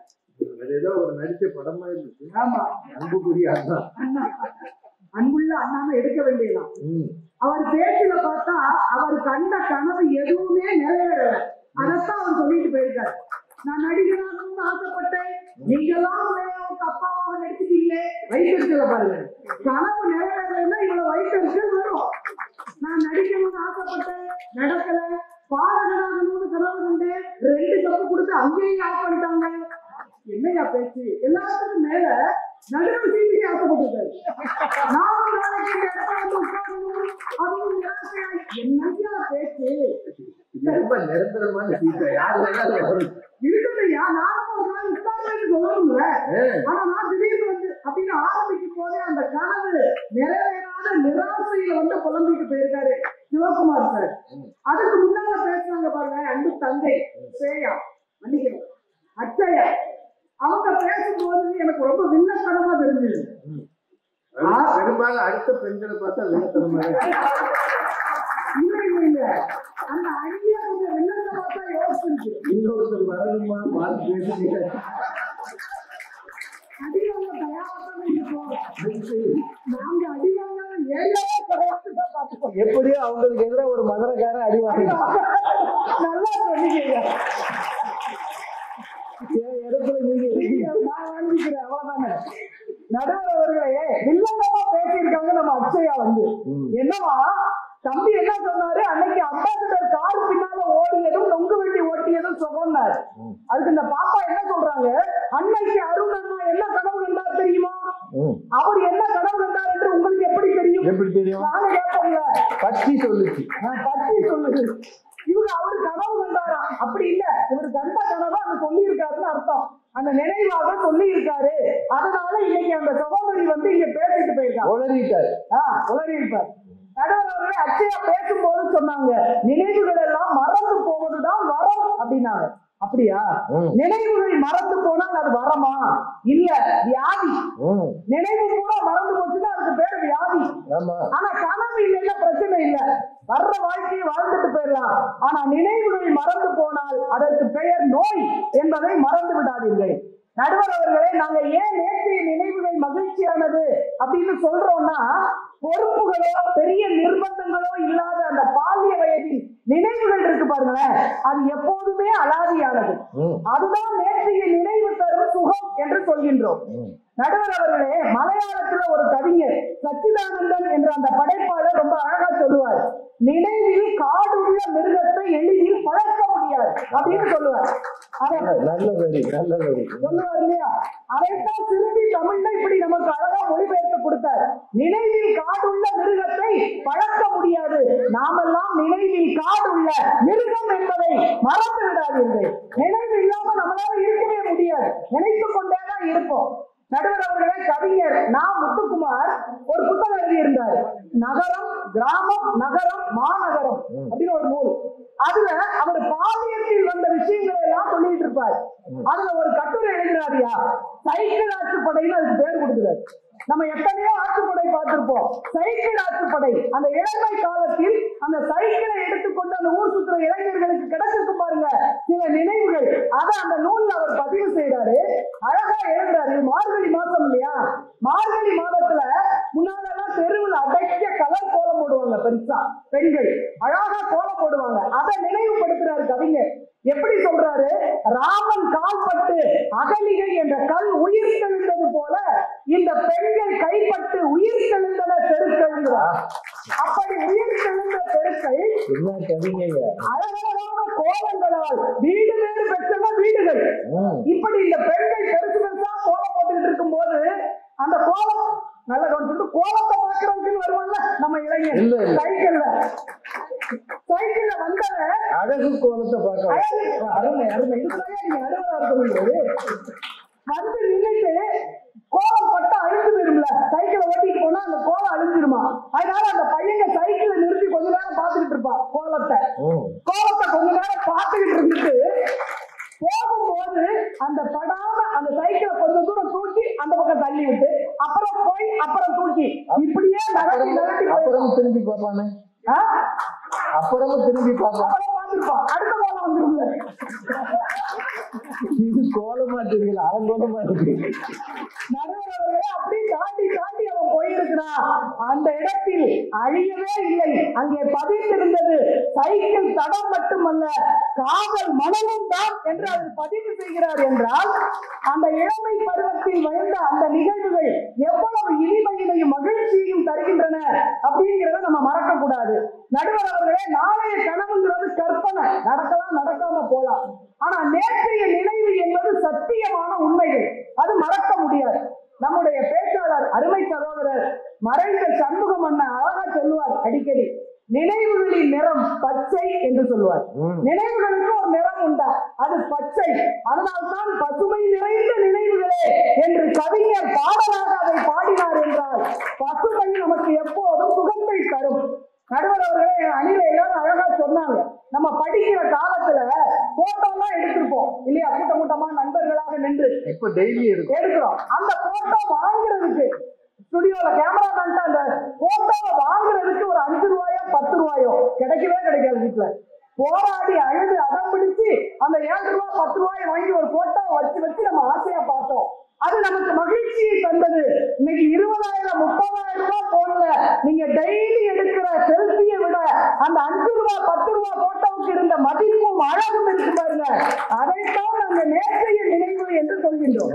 நடுவர் அவர்களே, நீங்க தான் சொன்னீங்க, பேச ஆரம்பிக்கும் போது சொன்னீங்க, அந்த நினைவுகளை நினைப்பது என்பது அசை போடுவது போன்றது அப்படின்னு சொன்னீங்க. உண்மைதான். பசு அசை போடுவது போல அப்படின்னு. பசு அந்த தீனி போடும் போது பாத்தீங்கன்னா வேக வேகமா கடிச்சு சாப்பிடும். பசுவுக்கு போடுறாங்க இல்லையா, புல்லுகளெல்லாம் போடும் போது வேக வேகமா கடிச்சு சாப்பிடும். அப்படி சாப்பிடும் போது பசு முகம் சாதாரணமா இருக்கும். ஆனா கொஞ்ச நேரம் கழிச்சு ஒரு 11-12 மணிக்கு கீழே உட்கார்ந்து அதை அப்படியே அசை போட்டு அப்படி நுறையா தள்ளி இருக்கும் போது பாருங்க, அது கண்களை அரைக்கண் மூடிக்கொண்டு சுகத்தோடு அந்த அசை போடுகின்ற வேலையை பார்க்கிறோம். எப்போதுமே கனவை விட அந்த நினைவு என்ற அசை போடுதல் சுகத்தை தருங்கிறத மறந்துடக்கூடாது. அதனாலதான் கவியரசர் கண்ணதாசன் சொன்னார், காதலியே காதலியே உன்னை அணைத்துக் கொண்டிருப்பதை விட நினைத்துக் கொண்டிருப்பதை தான் சுகமடி சொன்னாருன்னா அந்த நினைவுக்கு இருக்கின்ற ஆற்றல் அப்படிப்பட்டவன்னு நினைச்சிடக்கூடாது, மறந்துடக்கூடாது. நடுவர் அவர்களே, கல்யாணம் வருது இல்லையா, இந்த பிள்ளைகளுக்கு கல்யாணம் ஆக வேண்டி இருக்கு. இந்த 20ல நடக்கிற கல்யாணம் இருக்கு பாருங்களேன், கல்யாணம் அது நமக்கு ஒரு பதட்டத்தை தான் கொடுக்கும். அப்படிதானே?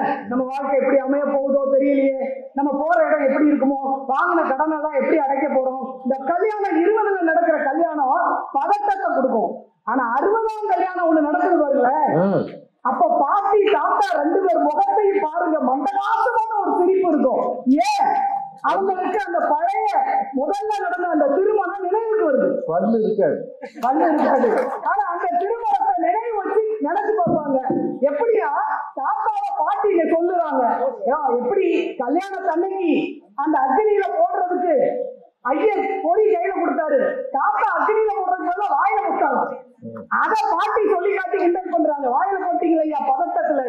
ஆமா, நான் மட்டும் என்ன, நீ மட்டும் என்ன, வீட்டுக்கு முதல்ல குடும்ப வீட்டுக்குள்ள வலது கால எடுத்து வச்சு வான்னு சொன்னப்போ எல்லாரும் அந்த கால் இந்த கால மாத்தி மாத்தி சொன்னதுல பாட்டி குழம்பி போய் ஜம்ப் பண்ணி உள்ள போயிருக்கு. அதனால பாட்டி பேர் செல்வலட்சுமி, அவர் ரொம்ப நாளா ஜம்ப் லட்சுமின்னு கூப்பிட்டுருக்காரு பாட்டி. அந்த காலகட்டத்துல நடந்த விஷயத்தை அதை சொல்லி காட்டுகிறார் என்றால் அதை நினைத்து நினைத்து மகிழ்ச்சி அடைகிறது. அந்த நினைவு தருகின்ற சுகம் என்பதை நாம மறந்து போய்விடக் கூடாது. நடுவர் அவர்களே அழகா சொன்னாங்க, ஞாபகங்கள் நமக்கு எவ்வளவு மகிழ்ச்சியை தருகிறது என்று. ஞாபகங்கள் மழையாகும், ஞாபகமே குடையாகும், ஞாபகங்கள் தீமூட்டும், ஞாபகங்களே நீரூட்டும், அதனால் அந்த நினைவிலான் வரக்கூடியது மகிழ்ச்சியாக இருக்கும் என்று சொல்லி இருக்கிறார்கள். புத்தக கண்காட்சியில எழுத்தாளர்களின் கனவு புத்தகமா இருக்குனாங்க.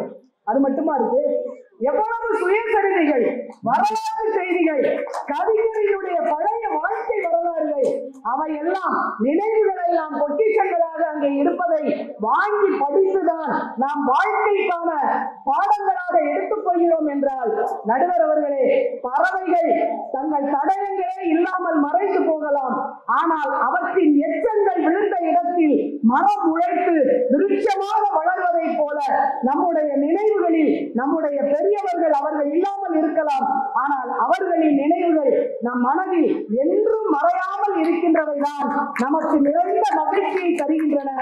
வாழ்க்கையில் மகிழ்ச்சியை தருவது நேற்றைய நினைவுகளே என்று சொல்லி வாய்ப்புக்கு நன்றி பாராட்டி விடைபெறுகிறேன். நன்றி.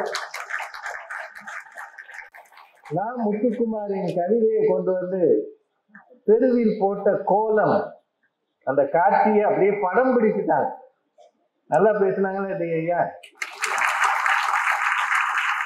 நினைவில் காதுள்ள மிருகங்களை பழக்க முடியாது அப்படின்றது ஒரு கவிதையை கொண்டு வந்து, மலையாள கவிதையை நமக்கு சொன்னாங்க. புத்தக கண்காட்சியில நிறைய பேச வேண்டிய கட்டாயத்துல இருக்கிறோம், ஆனா நேரமும் சூழலும் அப்படி இல்லை.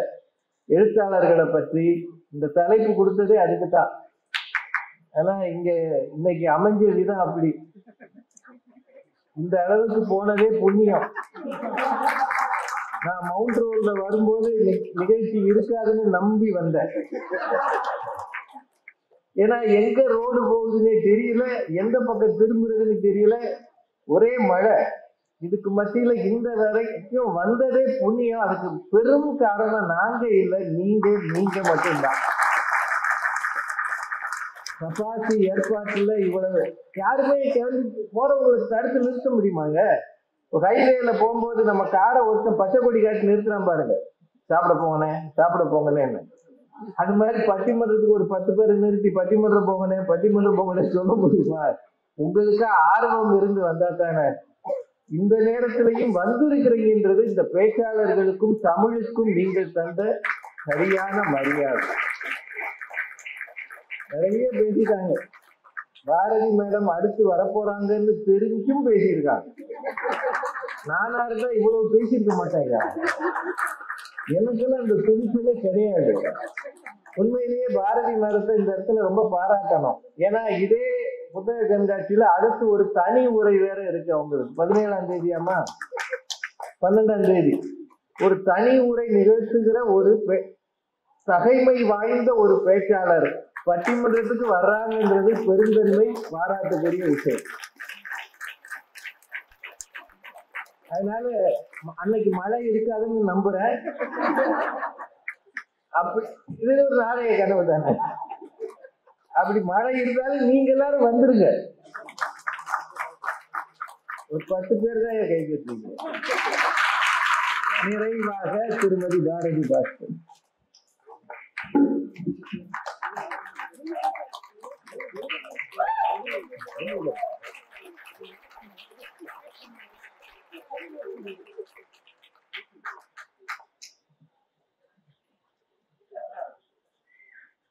அன்பும் அறிவும் வாய்ந்த நடுவர் அவர்களே, மேடையில் இருக்கின்ற பேச்சாளர் பெருமக்களே, மிகச்சிறப்பாக இந்த மழைக்கு நடுவேயும் இந்த நிகழ்வை ஒருங்கு செய்திருக்கின்ற இந்த புத்தக கண்காட்சியினுடைய மூளையாகவும் இதயமாகவும் இயங்கிக் கொண்டிருக்கின்ற எங்களினுடைய அன்புக்குரிய பிரபாசியினுடைய தலைவர் ஐயா கவிதா சேது சொக்கலிங்கம் அவர்களே, ஏனைய உறுப்பினர்களே, இந்த நிகழ்வுக்கு வந்து எங்களுக்கு பெருமை சேர்த்திருக்கின்ற அன்பான சொந்தங்களே, நண்பர்களே, எல்லாருக்கும் என்னுடைய வணக்கங்கள். வில்லங்கமான அணியிலிருந்து நான் இப்போது பேச வந்திருக்கிறேன். எனக்கு முன்னாலே பேசிய அன்பு தங்கை ரேவதி சுப்புலட்சுமி மதுரையில இருந்து வந்திருக்காங்க. எனக்கே கொஞ்சம் சந்தேகமா இருந்தது, நடுவரும் அங்கிருந்து வந்ததுனால 2 பேரும் ஏதாவது கூட்டணி அமைச்சிருக்காங்களோ. இது எலெக்ஷன் வருஷம், அதுல எப்படியும் கூட்டணிகள் அமையலாம். அதுல எனக்கே கொஞ்சம் சந்தேகமா இருந்தது. ரேவதி அவங்களுக்கு தெரியாது, மதுரைக்காரங்களுக்கு தெரியாது மழைன்னா என்னன்னு, நமக்கு தான் தெரியும். நீங்க தான் மொத்த புத்தக, நீங்க தூத்துக்குடி, திருநெல்வேலி. டிசம்பர் 4, 5 அந்த நாளை நினைக்கிறப்போ நமக்கு ரொம்ப சந்தோஷமா இருக்கா? ஒரு நல்ல நினைவு இருக்கா அந்த நாளை பத்தி நமக்கு? நாம மறக்க விரும்புகிற நாட்கள் என்று நம் ஒவ்வொருவரின் வாழ்க்கையிலும் அநேக நாட்கள் உண்டு. நினைக்கவே எனக்கு இஷ்டம் இல்லை என்பது போன்ற நாட்கள் அது. அவங்களுக்கு தெரியாதனால சொல்றாங்க, எல்லா நாளுமே நினைவு அவங்களுக்கு ரொம்ப மகிழ்ச்சியா இருக்குமா. ரேவதி இன்னைக்கு பேசுறது முழுக்க ஜூல இருந்தே வந்து பேசிருக்காங்க. வர வழியில வண்டலூர்ல இறங்கி விட்டாங்க போல இருக்காங்க. ஒரு பசுமாடு உட்கார்ந்து இருக்கான், அது தான் சாப்பிட்டதெல்லாம் அப்படியே அசை போட்ட மனுஷன். மனுஷன் அதை கூர்ந்து கவனிச்சிருக்காங்க. அது எவ்வளவு ஒரு துணை முதல்வருக்கு எவ்வளவு நேரம் இருக்குன்னு பாருங்க. நல்ல காலேஜ்ல வேலை கிடையாது, வயதுல உறங்குறாங்க. அதுக்கு அடுத்த நிலையில ஏன் மனிதன் இருக்கா? அப்போ விலங்குகளால் கனவு காண முடியாது. அது மனிதனுக்கு மாத்திரமே கொடுக்கப்பட்டிருக்கிற மாபெரும் வரம். இந்த பசுமாடு நினைக்குமா, நாளைக்கு நான் ரேவதி மேடம் பார்த்தா ஒரு சல்யூட் வைக்கணும், அந்த கனவுல வருமா? அதுக்கு தெரிஞ்ச ஒரே ஒரு விஷயம் அசை போடுதல் தான். அப்போ விலங்குகளில் இருந்து ஒரு அறிவு அதிகம் பெற்ற 6ஆம் அறிவு பிரஜையாக நாம் இருக்கிறோம் என்றால் அதுக்கு நமக்கு இருக்கிற வித்தியாசமே அதுதான். இது கூட தெரியல, ஒரு பேராசிரியர், ஒரு துணை முதல்வர், நடுவர் வேற அவங்களுக்கு ரொம்ப சப்போர்ட்டா ரொம்ப நல்லா பேசியிருக்கிற மாதிரி சொல்லியிருக்காரு.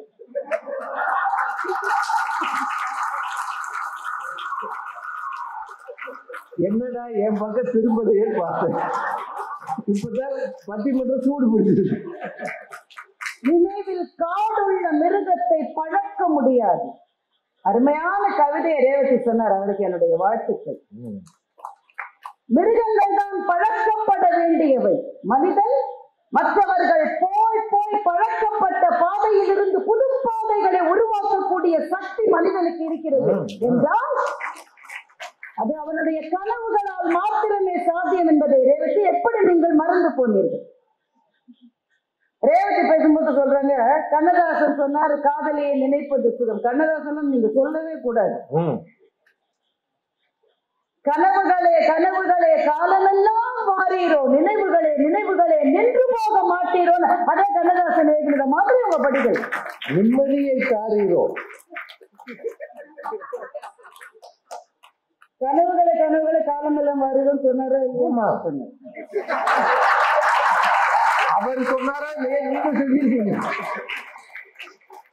பேசினாலும் பொருத்தமா பேசணுங்க. மதுரைக்காரங்க ரொம்ப நல்ல.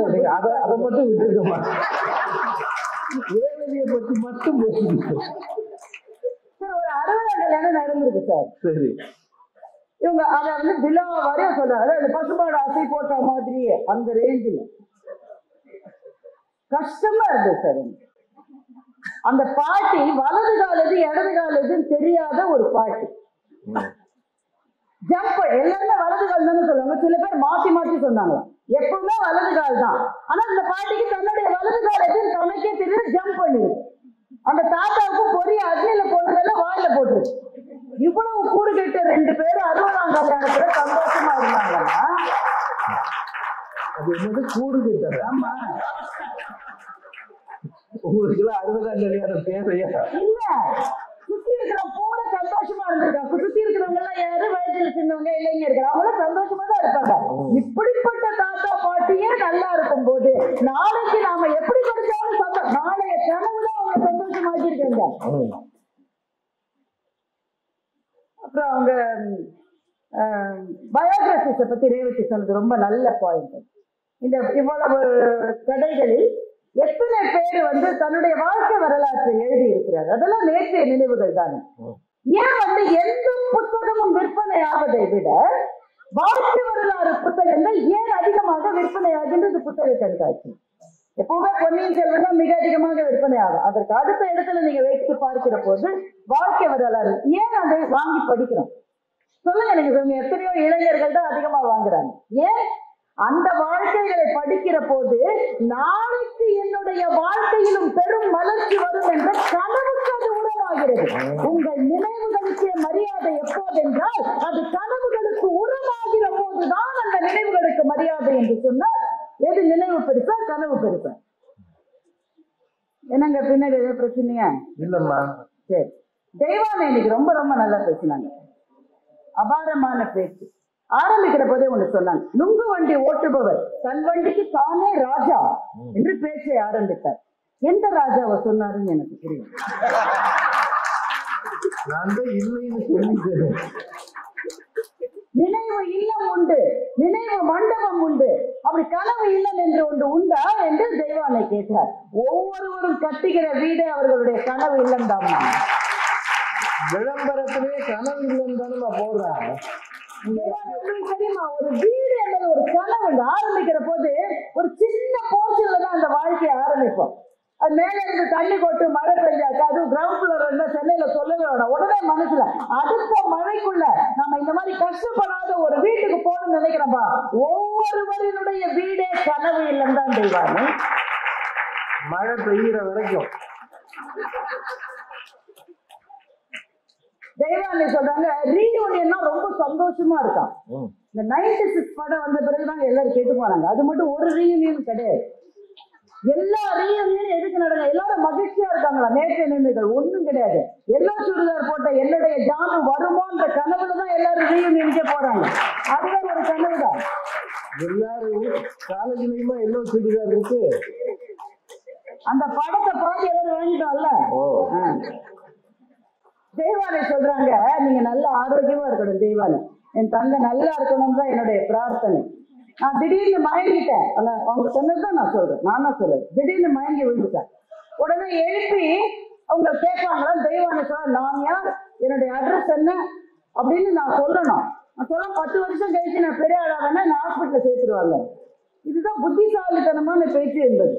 மயங்கி விழுந்த பிறகு எழுந்து உங்களுக்கு கான்சியஸ்னஸ் இருக்கான்னு பார்ப்பாங்க, உணர்வு இருக்கான்னு பார்ப்பாங்க. நினைவு வேறு, கான்சியஸ்னஸ் வேறு. Memory is different from consciousness. இது தெரியாம அவங்க நம்மள குழப்புறாங்க அவங்க தெய்வானை. ஆனா அப்படி ஒரு வேளை மயங்கி விழுந்துட்டு வச்சுக்கேன், தங்கச்சி தெய்வானை எழுந்துட்டாங்க, வீட்டுக்கு போயிட்டாங்க. முதல்ல தெய்வானை என்னோட மனசுல என்ன வரும்? அதுக்கு 2 வயசுல பாப்பா இருக்கு தெய்வானை. அந்த குழந்தைய பார்த்துட்டு தெய்வானை நினைப்பாங்க, இன்னொரு தடவை நான் இப்படி மயங்கி விழுந்துடக்கூடாது, என் குழந்தைக்காகவாது நான் ஆரோக்கியமா இருக்கணும் அப்படின்னு நினைப்பாங்க. அதுவே ஒரு கனவு தான் தெய்வானை. எதுக்குமா தேவையில்லாத பேசுறீங்க? தெய்வானை பேசுற போது சொல்றாங்க, தாயின் புடவை தந்தையின் கடிகாரம் இதெல்லாம் நாம பத்திரமா வச்சிருக்கோம், அந்த நினைவுகள் மகிழ்ச்சியை தருங்க. தெய்வானே உங்களுக்கு தெரியாது, அது மகிழ்ச்சியை தருவது அல்ல, அது துக்கத்தை திரும்ப திரும்ப திரும்ப கிளறி விடுகிற நினைவுகள் தான். அது புடவை இருக்கிறது, அந்த புடவையை பார்க்கிற ஒவ்வொரு வினாடியும் இந்த புடவை எந்த தாயினுடைய மடியிலே இருந்ததோ அந்த தாய் இப்போது இல்லையே என்ற துக்கத்தை அது கிளறி விட்டு கொண்டே இருக்கிறது. அந்த நினைவுகள் புனிதமானவை, ஆனால் அது இனிமையானவை என்று எப்படி நீங்கள் சொல்லுகிறீர்கள்? ஒரு மரணம் என்பது நம்முடைய நினைவு அடுக்கிலே என்றென்றைக்கும் உறைந்து வாழுகிறது. ஆனால் ஒவ்வொரு நிமிடமும் என் தாயை நினைக்கிற போது என் கண்ணிலிருந்து கண்ணீர் வருகிறது. அவளோடு வாழ்ந்த நாட்கள் இனி திரும்ப வரவே வராது என்ற கவலை மேகங்களை என் இதயத்துக்குள்ளே நான் தூக்கி சுமக்கிற போது எனக்கு எது நம்பிக்கை தெரிகிறது? என் மகளை பார்க்கிறேன்.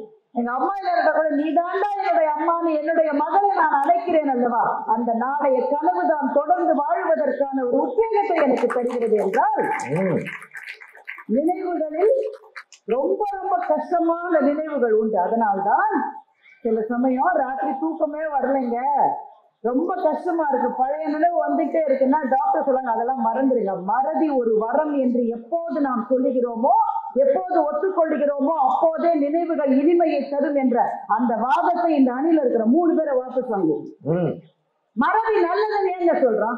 சில விஷயத்துல மறந்தாதான் மனுஷன் வாழ முடியும். அப்படி என்றால் சில நினைவுகள் அவ்வளவு கொடுமையானது. எங்க நடுவர் அவருடைய புத்தகத்துல எழுதியிருக்காரு, மதுரையில அவர் பேச்சாளரா வருவதற்கு முன்னாடி ஒரு வீட்டுல போய் பரீட்சைக்கு கட்டுறதுக்காக 100 ரூபாய் தான் அந்த பணம் அவருக்கு தேவையா இருந்திருக்கு. அந்த காசு இல்லை இந்த கையில, 100 ரூபாய் தான். அப்போ ஒருத்தர் இவரை கூட்டிட்டு போய் ஒரு வீட்டு வாசல்ல நிக்க வச்சு, இந்த வீட்டுல இருக்கிற ஐயா கேட்ட உடனே கொடுப்பாரு, நீ இங்கேயே நின்று எங்கேயும் போயிடாத, நான் 100 ரூபாய் வாங்கிட்டு வீட்டு வாசல் இவர் நிறுத்தி வச்சுட்டு அவர் போயிட்டாரு. காலையில 10 மணிக்கு நின்ற எங்களுடைய நடுவர் சாப்பாட்டு கூட போல அந்த நேரத்துல வந்துட்டாருனாக்க நம்ம அந்த வாய்ப்பை தவறு விட்டு விட கூடாதுன்னு சொல்லி 5 மணி மட்டும் அதே இடத்துல நின்று இருக்காரு, ஆணை எடுத்த மாதிரி. அந்த ஆள் 5 மணிக்கு திரும்பி ஓ ராசி அந்த ஆள் இல்லைன்ட்டான்னு சொல்லிட்டு போயிட்டாரு. இன்றைக்கும் மதுரைக்கு நாங்கள் போனால் அந்த இடத்தை கிராஸ் பண்ணி போற போது எங்கள் நடுவர் அதை திருப்பி திருப்பி அந்த இடத்தை பார்த்துட்டு போவார். ஏனென்றால் இந்த இடத்தில் தானே நான் நின்ற இந்த மகிழ்ச்சியா மரண வலி, சில நினைவுகள் அப்படிப்பட்ட கொடூரமான நினைவுகள், அதை மறக்க வேண்டும் என்று நாம் துடிப்போம், ஆனால் மறக்க முடியாது. ஆனால் அந்த இடத்திலிருந்து மீண்டு வருகிற போது அவருக்கு எது சக்தியை கொடுத்துருவார்? ஒரு நாள் நான் வருவேண்டாம், மதுரைக்கு ராஜா நான் வருவேண்டாம் அவர் நினைச்சிருப்பாரு. இல்ல நான் நினைச்சதும் இல்லையா அவங்க சொல்லிட்டாங்க. கனவுகள் தாங்க வாழ வைக்கும். வாழ்க்கைகள் அவமானங்களால் நிறைந்தவை. இவங்க 3 பேரும் வாழ்க்கை என்பது கடந்து வந்த பாதை முழுக்க பூத்தூவி இருக்கிற வண்ணப்பாதை என்பது மாதிரி பேசி நம்மை ஏமாற்றுகிறார்கள். கொஞ்சம் திரும்பி பார்த்தா வாழ்க்கையில் எடுத்து வைத்த அடியில் எல்லாம் வெடிகுண்டு வைத்த நம்முடைய நண்பர்களுடைய துரோகங்கள் நம்மை உறுத்தவில்லை. அதை நினைக்கிற போது ரொம்ப சந்தோஷமா இருக்காங்க. என்னுடைய ஃப்ரெண்டு தான் எனக்கு ரொம்ப துரோகம். 3 பேரும் எத்தனை காதல் தோல்விகள் நெஞ்சை கட்டி போல அறுக்கின்றன. அந்த காதல் தோல்விகளை நினைக்கிற போது ரொம்ப மகிழ்ச்சியா இருக்கும் உங்களுக்கு எல்லாம். எத்தனை பிரேக்கப் சொன்னாதான் தெரியும். நான் உனக்காக என் சந்தோஷங்களை எல்லாம் விட்டு கொடுத்தேன், நீ உன் சந்தோஷத்துக்காக என்னையே விட்டு கொடுத்தா அந்த கவிதை எழுதினானே, அவனுடைய நெஞ்சில் பழைய நாள் ஞாபகங்கள் எல்லாம் ரொம்ப மகிழ்ச்சியா. ஆனா அதையும் தாண்டி அவன் வாழறான். ஏன் அவன் என்னை விட்டுட்டு போயிட்டா, ஆனா நாளைக்கு அதை விட சிறப்பா இன்னொரு பெண் எனக்கு மனைவியா வருவான்ற நம்பிக்கை தாங்க கனவுன்னு நாங்க சொல்றோம். தெய்வானை பேசுகிற போது சொன்னாங்க, நியூசிலாந்துல 21 வயதான அந்த ஒரு சிறு பெண் எம்பியா பதவி ஏற்றிருக்கிறார்கள். அந்த வீடியோவை நீங்க பாருங்க. அந்த மொழி நமக்கு புரியல, அவங்க என்ன சொல்றாங்கன்னு புரியல, ஆனா நமக்குள்ள அப்படிப்பட்ட ஒரு உத்வேகம் வருகிறது. முதல் முறையாக எம்பியாக எலெக்ட் ஆயிருக்கிற 21 வயது பெண் அந்த பார்லிமெண்ட்ல, நியூசிலாந்தினுடைய பார்லிமெண்ட்ல ஒரு 2 நிமிஷம் ஒரு பழங்குடியினருடைய பாடலை பாடுகிறார். சிலிர்க்கிறது. அது என்ன தெரியுமா? அது நேற்று நினைவுக்கு தெய்வானை சொல்றாங்க அல்ல, 3 தலைமுறைகளாக ஒடுக்கப்பட்ட ஒரு இனத்தினுடைய கனவை அந்த பெண் நிறைவேற்றி இருக்கிறார். ஒடுக்கப்பட்ட இனம் நியூசிலாந்து. அவங்க மொழியை பேசிட்டு அவங்க நாட்டுல வாழறாங்க.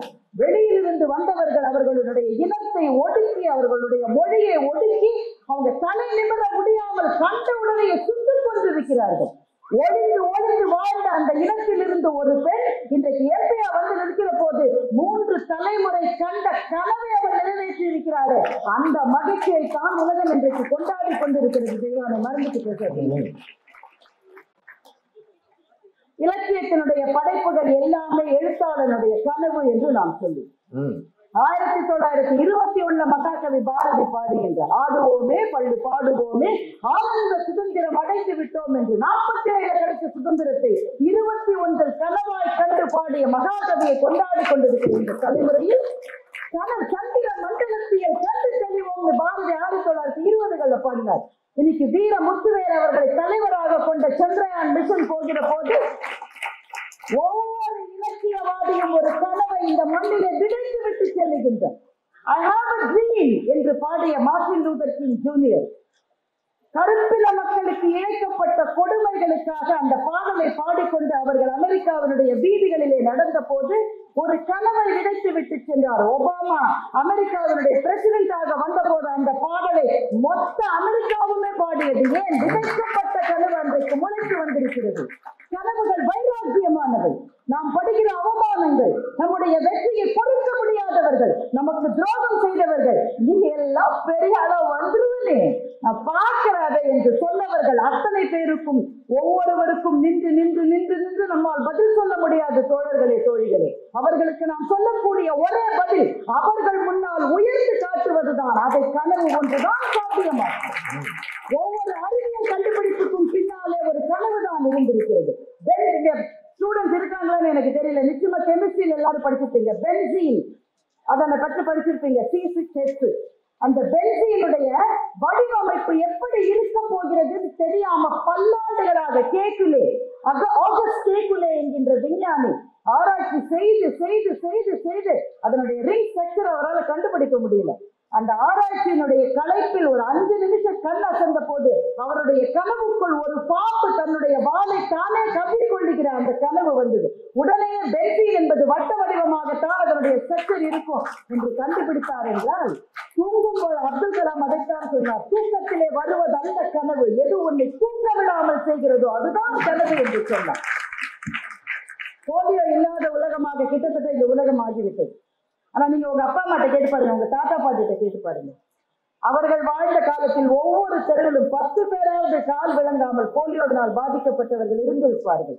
அந்த நிலைமையை கடந்து இன்றைக்கு வந்திருக்கிறோம் என்றால் ஜோனஸ் சாக் என்கின்ற விஞ்ஞானியினுடைய கனவு அது.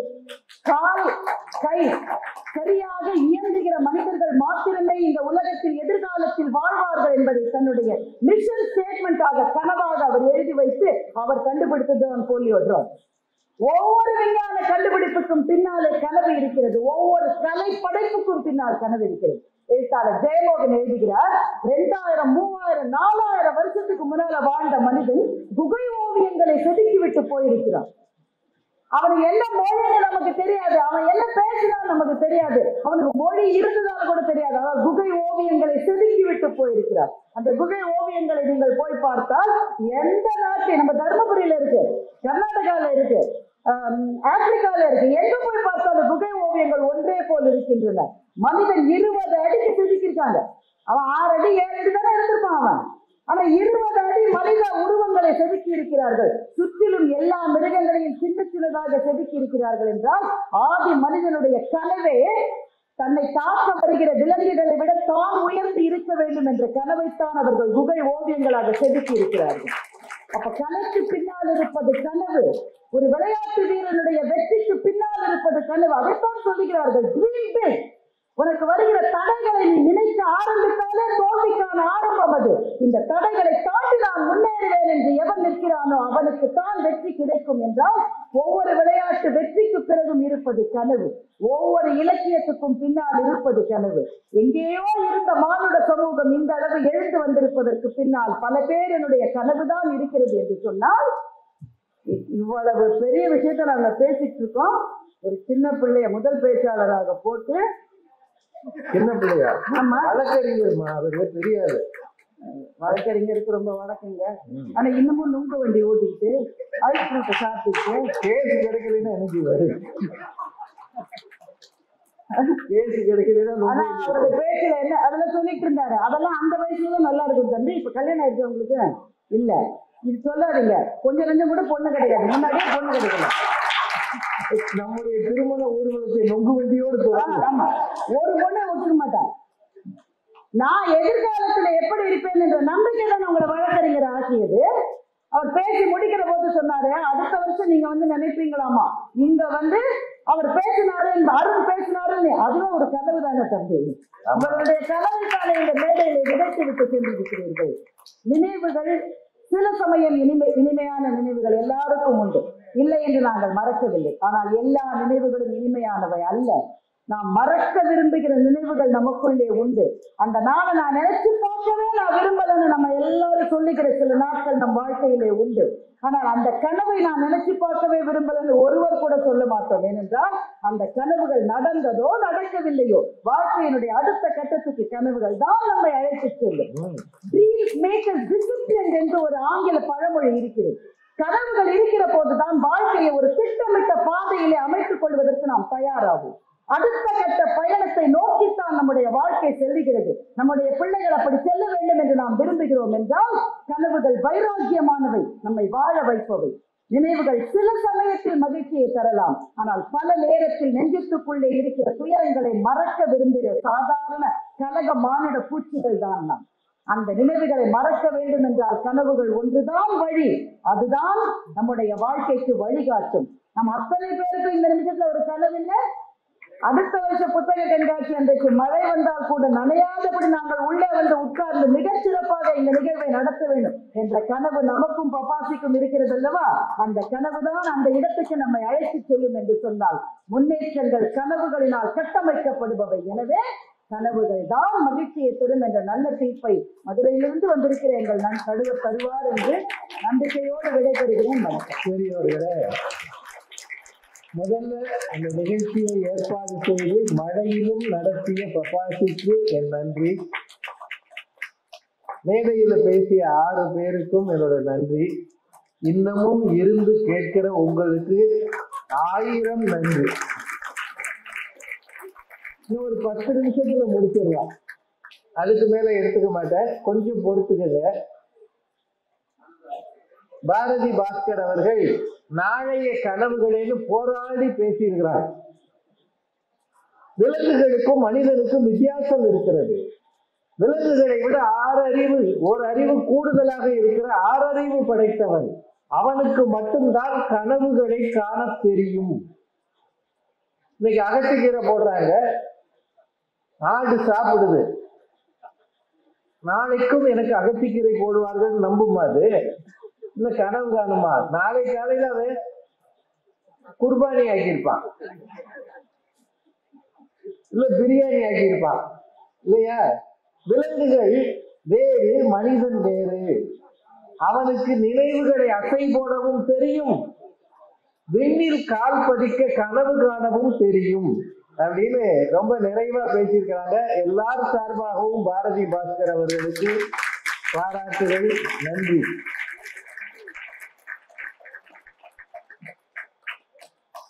நேற்றைய நினைவுகள்ல மகிழ்ச்சியே இல்லையா? யோசிச்சு பாருங்க. சின்ன பிள்ளையா இருந்தப்போ நமக்கு கொஞ்சம் கூட சந்தோஷம் வந்தது இல்லையா? முதல்ல உங்க அப்பா வாங்கி தந்த ஒரு வாட்ச் அதை கட்டிக்கிட்டு நீங்க ஸ்கூலுக்கோ காலேஜுக்கோ போன நினைவு மகிழ்ச்சி இல்லையா? முதல்ல உங்களுக்கு கிடைத்த 100க்கு 100 கணக்குல கிடைச்ச உடனே உங்க அப்பா சொல்றாரு, உங்க அம்மாவே சொல்றாங்க, இந்த குடும்பத்துல யாருக்குமே கணக்கு வராத அத்தனையும் மக்கு நீ தாண்டா 100 வாங்கி இருக்க அப்படின்னு சொன்ன உடனே நமக்கு ஒரு படு சந்தோஷம். அந்த பரம்பரையிலேயே அறிவாளி நான் தானே நினைச்சது இல்லையா? அப்பா பார்த்துட்டு 100க்கு 100 பரவாயில்ல போ. ஏன்னா அவரு 40.